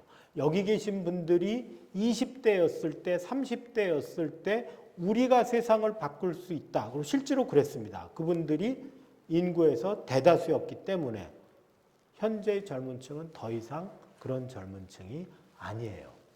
그러니까 애를 낳을 수가 없는 겁니다. 너무나 합리적인 선택이죠. 그런데 그 합리적인 선택의 결과는 뭐냐? 현재도 이미 밑에를 보시면 해성해성합니다. 사람들이 다 어디 있냐? 여기 있어요. 여기가 제1차 베이비붐 제너레이션, 여기가 제2차 베이비붐 제너레이션. 근데 제2차가 1차하고 비교하면 택도 없이 작아요. 그러니까 여기까지는 다 폴리티컬 언더덕입니다. 여기까지는. 여기가 탑덕이에요. 폴리티컬리. 그런데 이런 불균형이 2070년 가보면 홀쭉하고 여기 이제 이렇게 여러 가지 다양한 색으로 되어 있는 건 이제 어떤 시나리오를 가정했느냐의 차이인데요. 네. 그러니까 중간 정도를 생각해도 이쪽이 뭐 어마어마하게 크죠. 여기 요 밑에 있는 때 생산 못한다고 생각하면 여기 있는 사람으로 밑에도 벌어 먹이고 위도 벌어 먹여야 돼요. 그리고 무엇보다도 생산의 총량이 물론 이제 테크놀로지가 발전하고 무인 생산이 어떻고 막 이렇게 얘기가 나오지만 기본적으로 생산을 드라이브하는 사람의 머릿수가 매우 줄어든다. 그렇게 되면 어떻게 되냐? 그 결과는 저성장입니다. 이거는 국회 예산정책처에서 이제 장기 재정 전망을 하면서 전망을 하기 위해서는 몇 가지 전제를 해야 되기 때문에 추계한 거라기보다 추계는 재정 상황을 추계했고 이거는 가정을 한 것인데 그래도 뭐 어느 정도 그럴듯하게 가정을 한 거죠. 여기를 보면 실질 GDP 성장률이 2.5에서 2.6에서 쫙 떨어지는 걸로 되어 있습니다. 그래서 뭐 2070년은 0.6인데 뭐 그렇게까지 갈 필요 없이 2030년, 2040년 여기까지는 되게 살아 계시겠죠? 저도 아마 이때까지는 살 것 같은데요. 2040년까지는 경제 성장률이 1%입니다. 그러니까 빵이 요번에 우리가 100개를 만들었으면 내년에 101개 만든다는 거예요. 그리고 소비자 물가 상승률 뭐 다 이렇게 밑으로 가게 되겠죠. 경제 전체가 마치 왜 태양이 빛을 막 발하다가 나중에 되면 이렇게 죽어버리고 백색 외성되고 이렇게 무덤이 되고 그런다고 그러잖아요. 우리 은하계도 이렇게 하다 보면 무질서도가 막 늘어나고 결국은 이제 이 무덤이 된다고 그러는데 그런 식의 무덤의 전망입니다. 국제시장은 다시 오지 않는다. 이게 뭐죠. 그래서 어떻게 할 거냐. 단기적으로 대응을 보면 우리나라는 지금은 경제정책의 주도권을 상실했어요.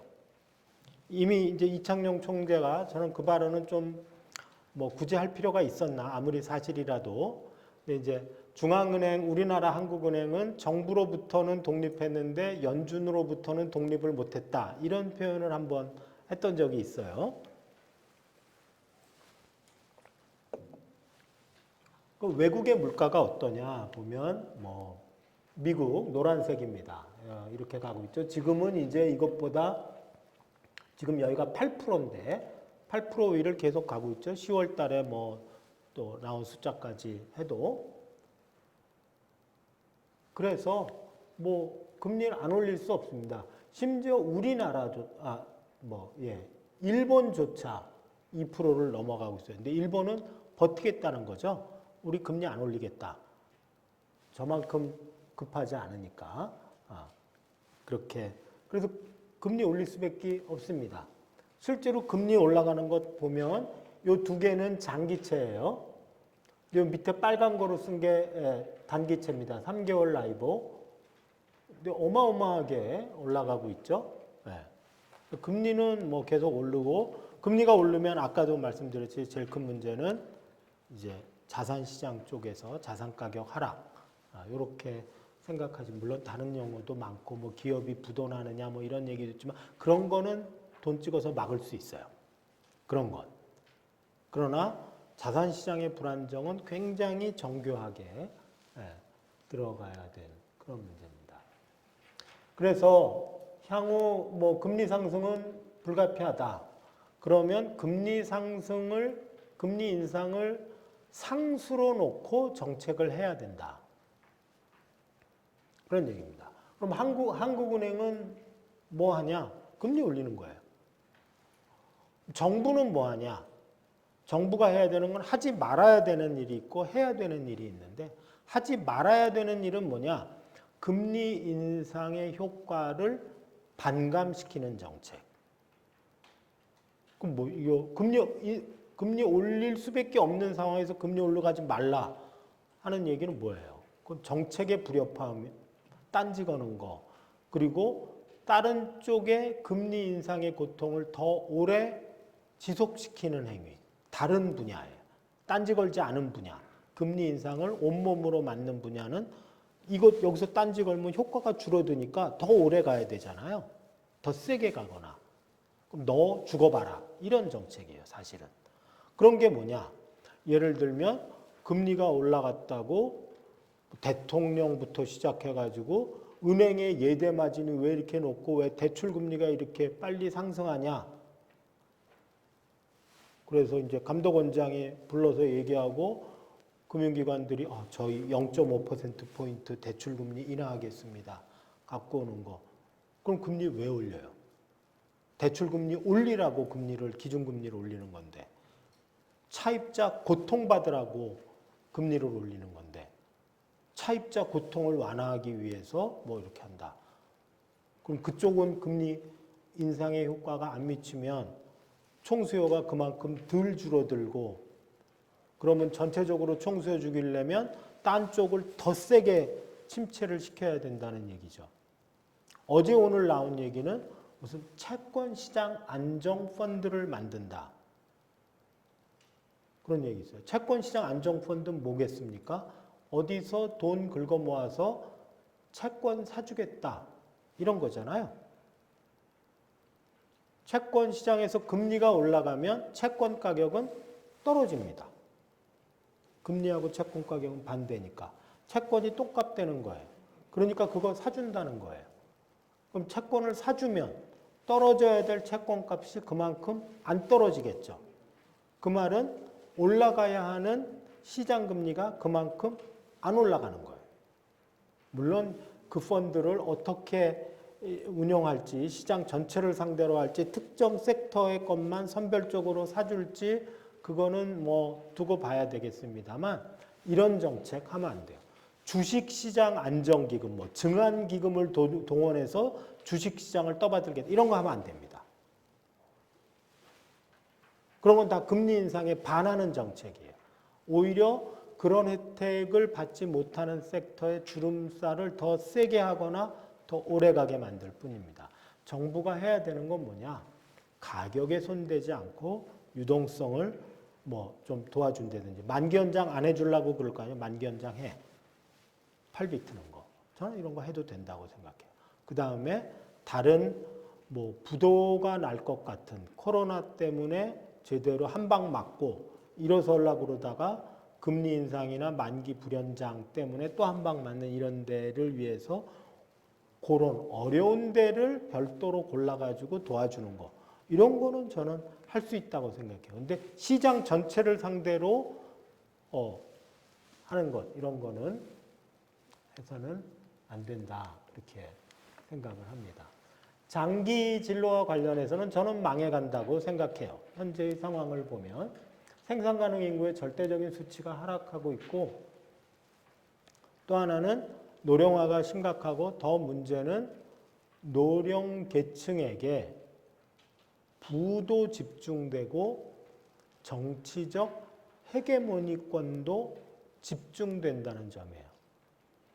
부가 집중되더라도 정치적 헤게모니가 다른 계층에게 있으면 선거를 통하고 뭘 해가지고 부의 집중을 일부 완화시킬 수가 있을지도 몰라요. 지금은 불가능합니다.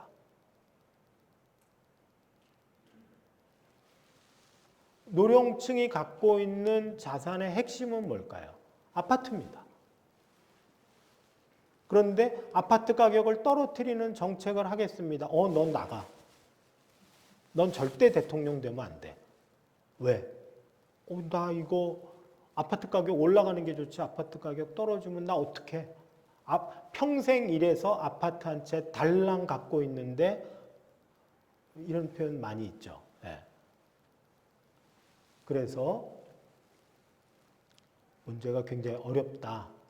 그 문제를 아마 풀지 못할 것 같고 현재의 폴리티컬 시스템으로 그래서 망할 수밖에 없을 것 같다. 이런 문제는 굳이 정책을 생각을 한다면 쇠락의 경로를 그나마 어떻게 부드럽게 스무스하게 할 건가.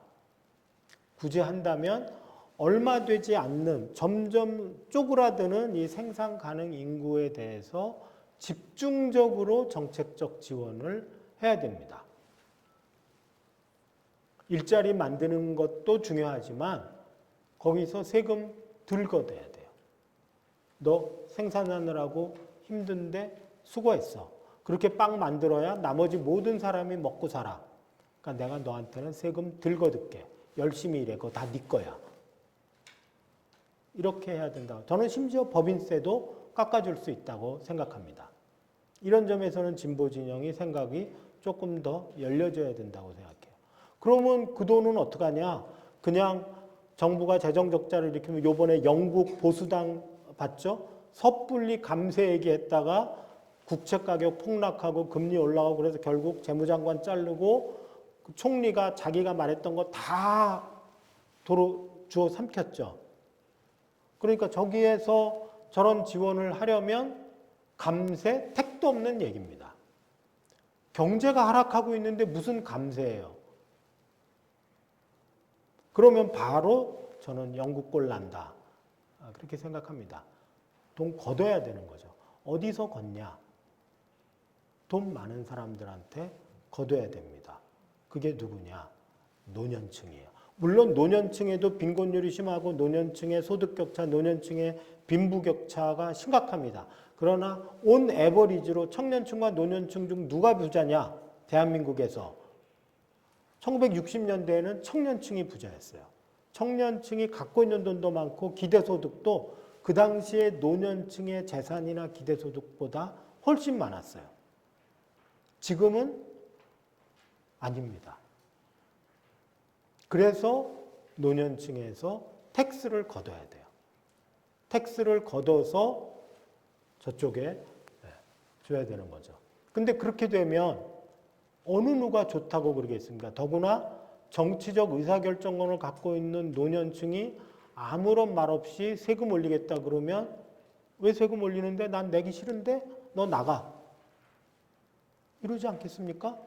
문재인이 그것 때문에 정권 초기에 종부세 못하다가 부동산값 계속 올라가니까 정권 말기에 힘도 없는데 그거 하려다가 결국 날아가 버린 거잖아요.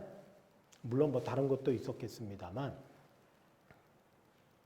그래서 이거는 설득을 하고 대화를 하고 서로 간에 무엇을 주고받는지 분명히 해야 되는 그런 거예요. 죽 하나를 튕겨서 이렇게 하는 게 서로에게 이득이다고 생각될 때 비로소 할 수 있는 겁니다.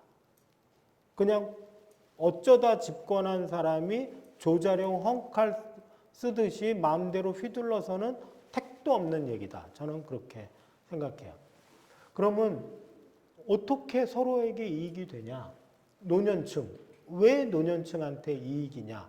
그거를 잘 설명을 해야 돼요. 내가 세금 낼게. 왜 세금 내? 내 돈 나가는데?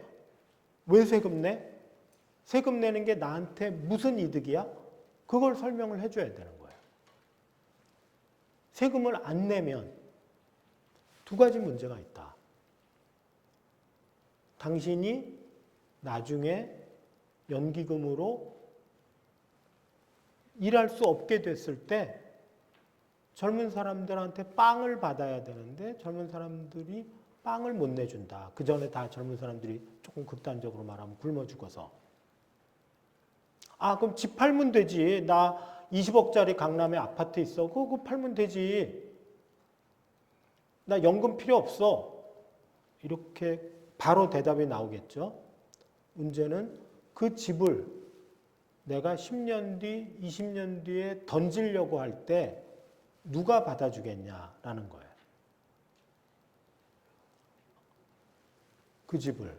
그 집을 받아주려면 물론 뭐 상속하면 되지 뭐 이렇게 가면 이제 구체적으로 계속 가야 되겠지만 기본적으로 세대 간의 것을 보면 그 부동산을 던질 때 밑에 세대가 부동산을 받아줘야지만 그 가격에 넘길 수가 있는 거예요. 그런데 지금 20억, 30억 하는 아파트를 던질 때 가난한 젊은 계층이, 평균적으로 가난한 젊은 계층이 그걸 다 받을 수 있을까요? 물론 부유한 사업가가 된 젊은 계층, 두나무 회장은 받을 수 있을 거예요. 그러나 대부분의 젊은 층은 못 받습니다. 그러니까 연금이 끊어지면 나 집 팔면 되지, 집이 그 가격에 안 팔린다는 거죠. 그럼 어떻게 해야 되느냐?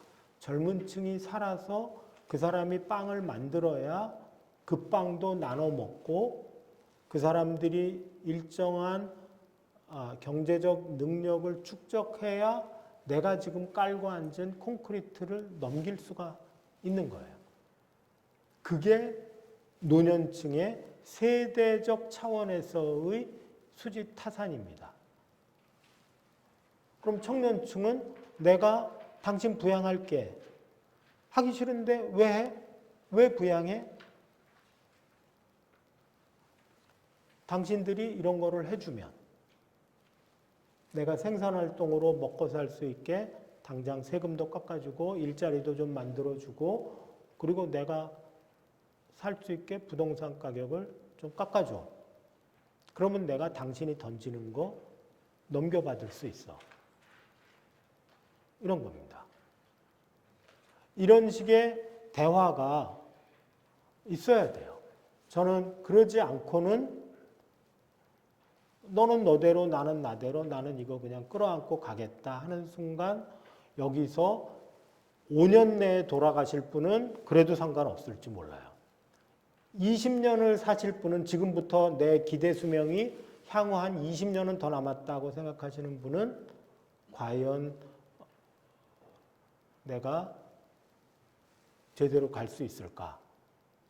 이런 생각을 하실 수 있을 것 같아요. 그래서 세대 간 계약이 필요하고 가진 자와 못 가진 자, 가진 자와 못 가진 자를 여태까지는 부자와 빈자로 봤지만 세대 간의 측면에서 보면 노년층과 청년층입니다. 그 사이에 어떻게 부를 나눠 가져야 될 건가? 그게 이제 제 이쪽 아래 한글에 나와 있는 늑대와 양의 비유입니다. 누가 늑대냐? 가난한 사람이 늑대예요.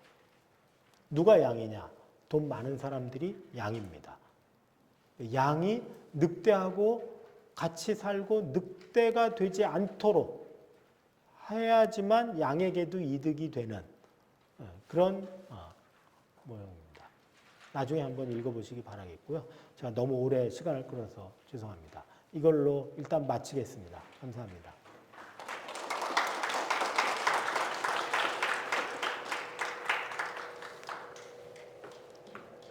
혹시 네, 질의응답 시간인데요. 지금 시간이 꽤 많이 흘렀습니다. 5시 35분을 넘어가고 있는데요. 질문을 하실 때는 늘 부탁드리지만 본인 소개 시간을 포함해서 2분 안에 질문을 맞춰주시면 감사하겠습니다. 한 3-4분 정도 가능할 것 같은데요. 네, 첫 번째 질문 받겠습니다.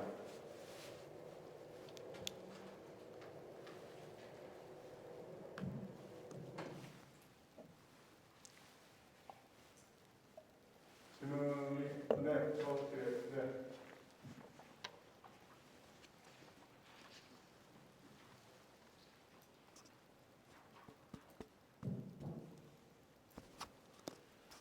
먼저 교수님의 그 고견과 좋은 말씀 듣게 돼서 반갑고 감사합니다. 저는 재활용자원을 수출입하고 있는 엄배경 사장이라고 합니다. 발표 중에서 제가 뭐 다른 분야는 워낙 모르겠고요. 현실적인 문제에서 무역을 하다 보니까 저희는 지금 현재 스태그플레이션 하면서 금리 인상, 급격한 금리 인상하면서 예전과 같이 동아시아의 경제 상황의 경착륙, 그러니까 금리나 환율 이런 거 급변동에 의해서 경제가 상당히 악화가 될 것 같다라는 우려를 좀 상당히 갖고 있습니다. 거기에 따라서도 한국 경제도 급변할 거라고 생각을 하고 있는데 그 점에 대해서 혹시 고견을 좀 제가 드릴 수 있을까 합니다. 감사합니다. 이렇게 각각 예. 한국 경제 경착륙 할 건가? 금리를 갑자기 뭐 외국은 더 빨리 올렸지만 한국 같은 경우에 빅 스텝을 2번, 3번 하는데 스무스 랜딩은 못하죠. 경착륙할 수밖에 없습니다. 문제는 어느 쪽에 그나마 정책적 관심을 주어서 조금 더 부드럽게 만들 건가라는 선택의 문제인 것 같아요. 금리를 지금 같이 올려놓고 이제 바로 12월부터 쫙쫙쫙 내려가지고 기준금리가 1.5%인 수준으로 다시 내려간다. 3%에서 빅스텝 내려가는 걸로 3번에서 1.5, 0.5, 0.5, 0.5에서 1.5 빼가지고 예를 들면 다시 1.5로 간다. 이건 불가능한 얘기입니다. 내년에. 그죠? 그러니까 금리는 상당 기간 이대로 가거나 어쩌면 여기서 한 0.5나 0.75는 더 올라갈지도 몰라요. 3.5, 어쩌면 4까지도 갈지 모릅니다. 아마 3.5나 3.75에서 이렇게 한참 가다가 떨어뜨리겠죠. 선거 앞두고. 그러니까 어렵죠. 그러면 정책은 어디다 써야 되느냐? 경착륙하고 꽝 하고 땅에 부딪힐 때 맷집이 좀 있는 데는 네 혼자서 좀 버텨라. 미안하다. 그동안 즐거웠지만 할 수 없다. 그리고 꽝 하고 부딪히면 바사삭 깨질 것 같은 맷집이 없는 그런 부분은 이제 밑에 매트리스 깔고 뭐 이제 이런 거를 비유적으로 말씀드리면 해야 되지 않을까요? 그러니까 결국은 자영업자, 중소기업 이런 쪽입니다. 그렇게 생각을 해요. 왜냐하면 그쪽은 자생적으로 충격을 흡수할 여력이 거의 없이 그야말로 꼴딱꼴딱해서 여기까지 숨이 차면서 넘어가고 있거든요. 그러니까 톡 밀면 쓰러지는 그런 상황일 수 있습니다. 대기업? 뭐 표정 관리 못해서 날릴 정도인 대기업도 많아요. 그렇기 때문에 그런 쪽은 네가 알아서 해라. 그리고 이제 뭐 유동성 때문에 문제인 그 대외 채권 보유자, 대외 채권 보유했는데 해지해가지고 지금 뭐 아까 파생 상품 때문에 마진콜 들어오고 하는 데는 거기는 이제 그냥 유동성 지원해서 내가 돈 빌려줄 테니까 이쪽에 와서 돈 꾸면서 흙탕물 만들지만 너는 따로 이렇게 이쪽으로 줄 서. 이런 거 이제 해줄 수 있죠. 그런데 기본적으로는 정책의 관심을 그쪽에 둬야 되고 돈이 없으면 어떡하냐? 거기가 참 어려운 부분입니다. 뭐 한국은행은 돈줄을 쥐고 있으니까 그러니까 정부가 지출 구조 조정을 필요하면 해야 된다고 생각해요. 섣불리 적자 재정으로 가겠다. 물론 한국은 영국과 달라서 국채 조금 더 발행해도 국채값이 뭐 폭락하고 그것이 위기를 촉발할 정도의 재정 상황은 아니니까 국채 발행할 수도 있겠지만 지출 구조 조정을 좀 해서 불효불급한 사업 또는 이제 그 산자부, 중기부, 뭐 중기부는 뭐 좀 이제 지금은 예외라고 과기부 이런 데 예산을 보면 집행 예산이 기본적으로 몇십조 단위입니다. 공정거래위원회는 예산 얼마인 줄 아세요? 몇백억이에요. 몇백억. 그러니까 이 산자부 이런 데서 주물럭거리는 돈, 그 다음에 과기부, 중기부 이런 데서 주물럭거리는 돈이 어마어마합니다. 그러니까 그거를 잘 들여다보고 거기서 자를 건 자르고 근데 이제 그러면 그게 다 재벌 기업하고 매치가 돼 있거든요. 특정한 프로젝트에 대한 지원은 그거를 예를 들면 수소차 지원 그럼 누구랑 연결돼 있습니까? 현대랑 연결돼 있는 거 아닙니까? 자동차 전장화 그럼 삼성이랑 딱 연결이 돼 있고 뭐 다 이렇게 연결이 돼 있잖아요. 그거 하나 줄이는 거 쉽지 않지만 눈 딱 감고 줄여야 됩니다. 그런 거.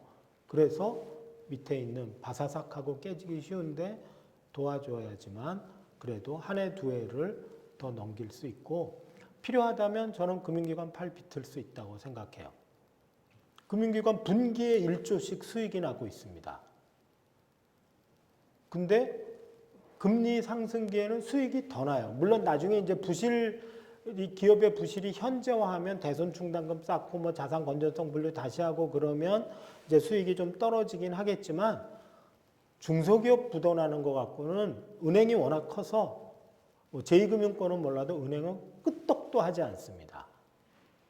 현대 이런 게 부도나야 휘청휘청하는 거죠. 그렇기 때문에 근데 너네들은 수출해서 환율 올랐으니까 돈 벌어. 그리고 밑에 있는 금융기관들은 니네 1조씩 수익 나잖아. 그러니까 좀 채무 재조정 빨리빨리 하고 만기 연장도 좀 적극적으로 해봐. 이렇게 할 수 있다고 생각해. 그거 말고 더 뭐를 한다는 거는 쉽지 않지 않나 그렇게 생각이 듭니다. 네, 다음에 박지원 교수님께서 질문해 주시겠습니다.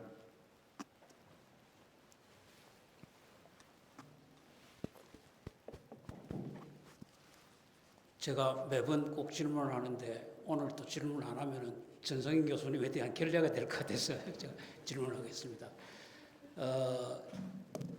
지금 정확하게 보셨습니다. 한국 경제가 이대로 가면은 확률 1로서 망하고 말 것이다 하는 것은 사실입니다. 그런데 이제 지금 우리가 하고 있는 것처럼 금리나 이런 경제 변수들을 조절하고 또 소득과 자산의 재분배를 통해서만 우리의 위기를 벗어나려고 하면은 그건 대단히 한계가 있습니다. 다소 완화시킬 수는 있지만은 그러나 결국은 뭐하고 마는 것은 거의 뭐 확실시 되고 있습니다. 인구 소멸 1호 국가가 되거든요. 2300년이 되면은. 그런데 이제 저는 우리가 그 노력하기에 따라서 그런 위기를 벗어날 수 있다고 생각합니다. 핵심은 뭐냐면 사람의 수를 늘리는 것, 사람의 수를 늘리는 거하고 또 사람의 질을 높이는 것, 이 두 가지를 통해서 그러니까 거시경제 변수들을 조정하고 재분배를 하고 하는데 그칠 것이 아니라 사람의 수를 늘리고 사람의 질을 높이는 이런 정책을 이런 노력을 동시에 하면은 이 인구 소멸 국가가 망하는 것을 충분히 막을 수 있다고 생각하거든요. 그래서 사람의 수를 늘리는 데 대해서는 제가 얼마 전에 한번 신문에 글을 쓰기 위해서 열심히 전문가들하고 한 8가지 방안이 있는 것 같아요. 그 핵심은 뭐냐면은 아이를 낳을 수 있는 부부들이 아이를 어떻게 키울 것이냐 하는 데 대해서는 걱정을 잃지 하지 않고 아이를 낳으면 우리 사회에서 누군가가 키워준다, 사회가 키워준다, 훌륭하게 키워준다 하는 생각을 가지고 가임 부부들이 아이를 자유롭게 놓을 수 있는 조건을 한 8가지 정도 방안이 있는 것 같습니다. 그렇게 해서 사람의 수를 늘리는 노력을 지금부터라도 당장 해야 되고요. 그 다음에 사람의 질을 높이는 것은 우리가 지금 산업사회에서는 성공을 했거든요. 그 중진국권 선두에 서는 데 성공을 했는데 지금 인류 사회가 이렇게 산업사회로부터 정보사회 혹은 지식사회로 이렇게 바뀌고 있는데 여기에 따라서 우리 경제 체질이 사람의 질이 달라져야 되는 겁니다. 근데 이런 데 대한 인식이 지금 거의 안 되고 있어요. 그래서 새로운 인류 사회에서 우리가 성장률을 높여갈 수 있는 그 체질을 어떻게 혁신할 것인가. 이런 것에 대해서도 제가 지난번에 한번 간단히 말씀드렸습니다만은 그런 것에 대해서도 몇 소수의 그 학자들이 그 연구를 하고 있고요. 그렇게 해서 사람의 질을 높이는, 질을 바꾸는 이런 노력을 병행을 하면 사람의 수를 늘리고 사람의 질을 높이는 이런 노력을 병행하면은 그 확률 1로서 나라가 망하는 것을 저는 충분히 막을 수 있다고 생각합니다. 참고로 말씀드렸습니다. 네, 감사합니다. 네. 뭐 아주 너무 좋으신 말씀이고요. 그러니까 이대로 그냥 이렇게 엔트로피 무한대로 가고 먼지처럼 이렇게 되고 한반도는 지구상에 존재하지만 그 안에 사람은 우리가 알고 있는 한민족은 살지 않는 그런 형태로 가는 건 당연히 이제 바람직하지 않으리라고 생각하고요. 인구와 관련한 정책을 뭐 더 훨씬 더 적극적으로 해야 되는 거는 맞는 말씀이고, 그러면 결국 이제 사람의 수와 사람의 질인데, 사람의 질은 이제 좋은 점이 입은 안 늘어나고 생산력만 늘어난다라는 장점이 있습니다. 사람의 수는 입도 늘어나고 생산력도 늘어나는 거죠. 그러니까 우선 사람의 질부터 말씀을 드리면, 이게 이제 소위 인적 자본 축적의 인센티브를 장려하자, 뭐 좀 있어 보이는 표현으로 하면 그런 것인데, 그러려면 어떤 교육이 변해야 되고, 특히 이제 그 고등교육 측면에서 많은 변화가 있어야 된다, 이런 얘기는 이제 많은 분들이 하시는 것 같아요. 근데 정부가 예를 들면 사립대에 대해서 지원하는 지원금이 OECD 전체에서 제가 알기로 거의 뭐 바닥권을 헤매고 있을 겁니다. 국립대는 좀 지원을 하지만 사립대, 그리고 사립대는 이제 뭐 계속 지금 폐교 위기에 나오고 있지 않습니까? 인구 다이나믹스 때문에. 그래서 이제 저는 이제 최근에 이제 지방교육 교부금 제도의 변동 뭐 이런 얘기 있는데, 교육감들이 뭐 반대하는데 저는 그건 말이 안 된다고 생각을 하고, 뭐 팔을 비틀든지 잘 설득을 하든지 해서 지방교육 교부금, 교육 예산을 줄이자는 것이 아니라 고도화된 인적 자본 축적을 위한 투자용 재원으로 써야 된다, 그렇게 저는 생각을 하고요. 그런 점에서 저는 윤석열 정부가 그 부분은 정책 방향을 잘 잡았다. 그리고 이제 야당과도 잘 대화를 해서 실제로 이거를 교육감의 반대를 뚫고, 유치원 선생님들의 반대를 뚫고, 초등학교 교사의 반대를 뚫고 이루어내야 된다, 이렇게 생각. 그쪽이 다 엄청난 이해관계 집단들입니다. 유치원 3법 통과시키느라고, 그 유치원 3법이 뭐냐면 유치원의 회계를 투명하게 하자는 건데, 공청회조차를 못할 정도로 이제 학부모들이 와서, 그 이제 뒷얘기지만 박영진 의원이 A에서 공청회 한다, A라는 장소에서 공지해놓고 B에서 했어요. 학부모, 그러니까 유치원 원장들이 다 A에 있다가 딴 데서 하네, 그리고 그때 우르르 늘려간 문 걸어 잠그고 기자들하고만 딱 하고, 그럴 정도로 거의 이제 그 박영진 의원 생명이 끝날 뻔했습니다. 이게 저는 윤석열 대통령이 정치 생명 걸고 하다못해 지방교육 교부금 문제 제도 개선만이라도 해낸다면 한국 경제 장기적으로 일정한 공헌을 했다고 생각을 합니다. 다만 돈을 넣는 것 외에 이 사람들이 배울 인센티브와 여건이 돼야 돼요. 이걸 배워서 나한테 얼마나 좋은 게 있느냐. 그다음에 두 번째로 내가 당장 배달을 하지 않고 그것을 할 수 있냐. 나에게 그 시간이 있느냐. 정신적 여유가 있냐. 투잡을 뛰는 사람들에게. 그 옛날에 야당 손학규 의원이 대통령 선거 나왔을 때 공약이 저녁이 있는 삶, 그거였어요. 저녁이 있는 삶. 그게 원래는 3단계 공약이었다는데, 저녁이 있는 삶, 주말이 있는 삶, 또 하나가 뭐였더라? 휴가가 있는 삶이든가 뭔가, 뭐 하여튼 그 비슷한 게 3단으로 했는데, 처음에는 안 뜨리라고 생각했는데 그게 상당한 그 심금을 울렸습니다. 그 말은 뭐냐? 투잡 안 뛰고 저녁을 즐기면서 내가 하고 싶은 인적 자본을 개발할 수 있는 여건을 주겠습니다, 이런 메시지였어요. 그러니까 공급과 이 수요가 다 같이 맞아야 되는 거죠. 고급 인적 자본을 할 수 있는 공급 측면도 있지만 그런 걸 수요하게 할 수 있는 그런 측면의 정책이 같이 이루어져야 된다고 생각을 하고요. 여기서는 윤석열 정부가 주당 56시간도 괜찮다. 그럼 저녁이 어디 있어요? 그 사람이 어떻게 생각을 갖고 내가 지금 하는 일이 최선인가, 아니면 인적 자본을 더 축적해서 스킬드 레이버로 다른 레이버 마켓에 나가야 될까를 고민할 수 있겠어요. 56시간씩이라고 못합니다. 그러니까 그건 윤석열이 잘못하는 거예요. 잘하는 것도 있지만 정책이 악의가 맞아야 되는 거죠. 그리고 사람의 수를 늘리는 방법. 이건 이제 아까랑 다른 게 입도 늘어나는 거예요. 또 하나 이거를 대한민국 국민의 머릿수를 늘리자고 하려면 최소한 25년은 걸립니다. 오늘 사람들을 강제로 매칭시켜서 내년에 애를 낳으라고 그래서 그때부터 25년 지나면 2040년이에요. 이건 안 됩니다. 또 다른 방법은 통일해서 북한 인구를 데리고 오는 것, 이 현재 상황에서는 좀 쉽지 않죠. 세 번째는 동남아에서 우수한 인력을 수입하는 것. 이민 정책이 성공한 나라가 있었나? 성공한 나라도 있고 실패한 나라도 있고 대부분 실패한 경우는 우리가 원한 건 노동력이었는데 실제로 우리 사회에 온 것은 사람이었다. 이런 거죠.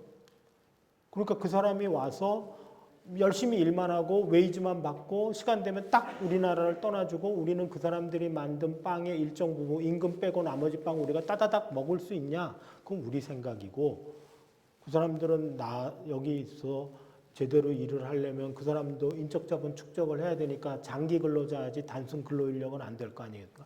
그러다 보면 결혼하고 아기 낳고 그 아기는 먹이고 재우고 교육시켜야 돼요.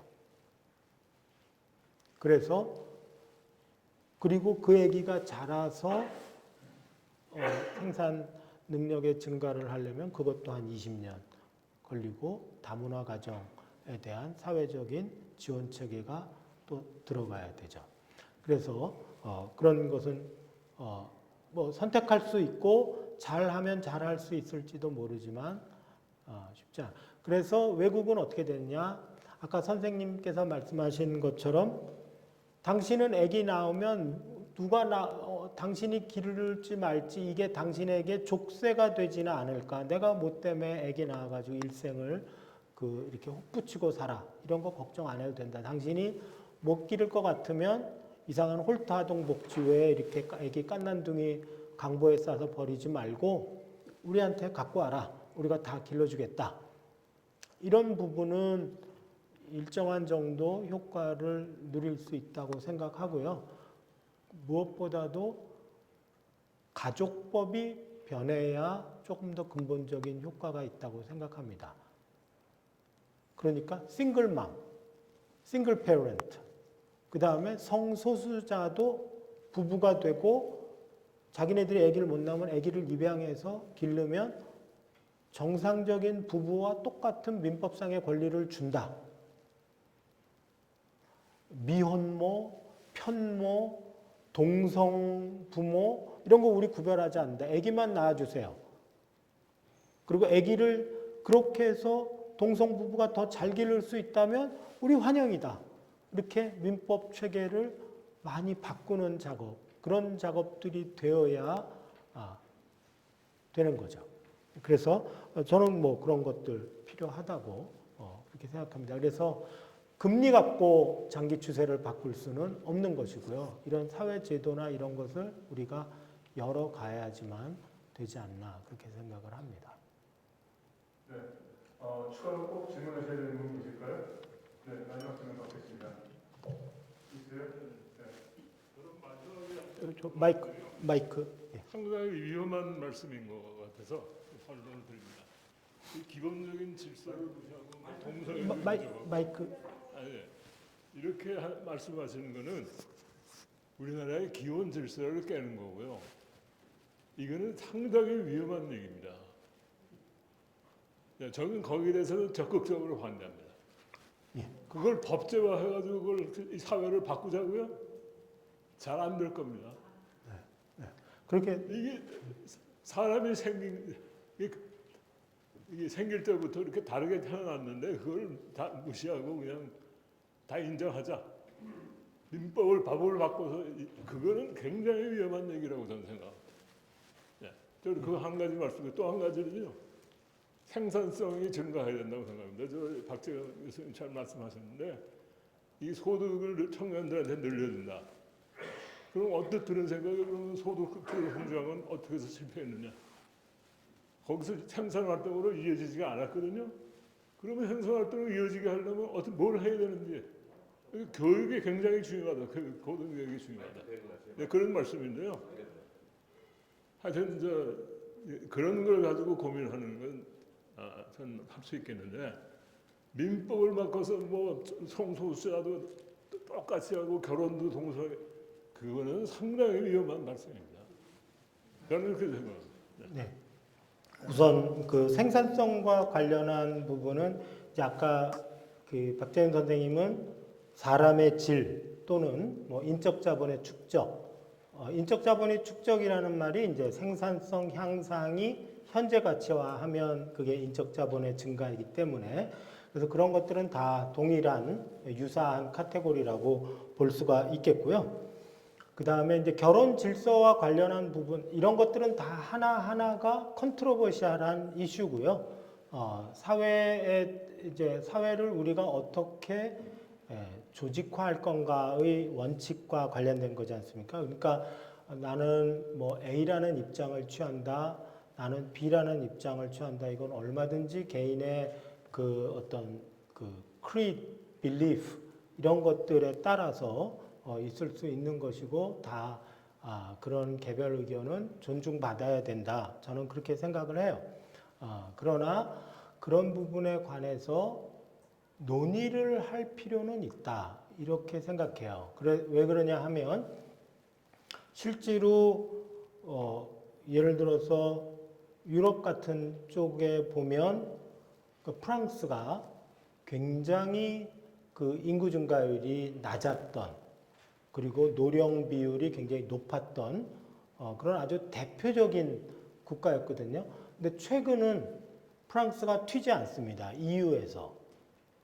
그리고 그 EU 전체의 어떤 사회 조직 논리는 그 과거에 비해서 훨씬 더 개방적이 되었다고 생각해요. 거기에 동의하느냐, 동의하지 않느냐, 우리 사회도 그런 추세를 따라가야 되느냐, 안 되느냐에 대해서는 충분히 각자가 의견이 있고 또 이제 논의의 대상이지만 그런 이그젬플도 있다. 그러니까 아까 이제 박재현 선생님께서 아기를 낳아만 주면 국가가 기른다. 그런 말씀을 하셨는데 굉장히 좋은데 그건 세금을 쓰는 거예요. 그리고 거기서 자란 사람이 전체주의적인 사고, 획일주의적인 사고에 만약에 물든다면 우리가 인적 자본 창출을 위한 창조적이고 혁신적인 사고를 잘할 수 있을지 없을지 확신하기 어려워요.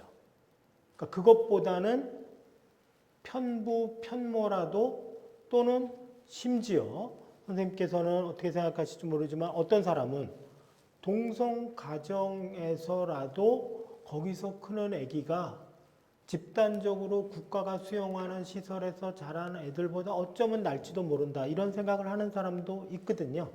그래서 이제 그런 것들을 우리가 종합적으로 생각해서 한번 논의를 해봐야 될 부분도 있다. 그 정도 정리하면 어떨까 생각을 합니다. 네, 장시간 좋은 강연과 답변해 주신 전성인 교수님께 큰 박수 부탁드리겠습니다. 네.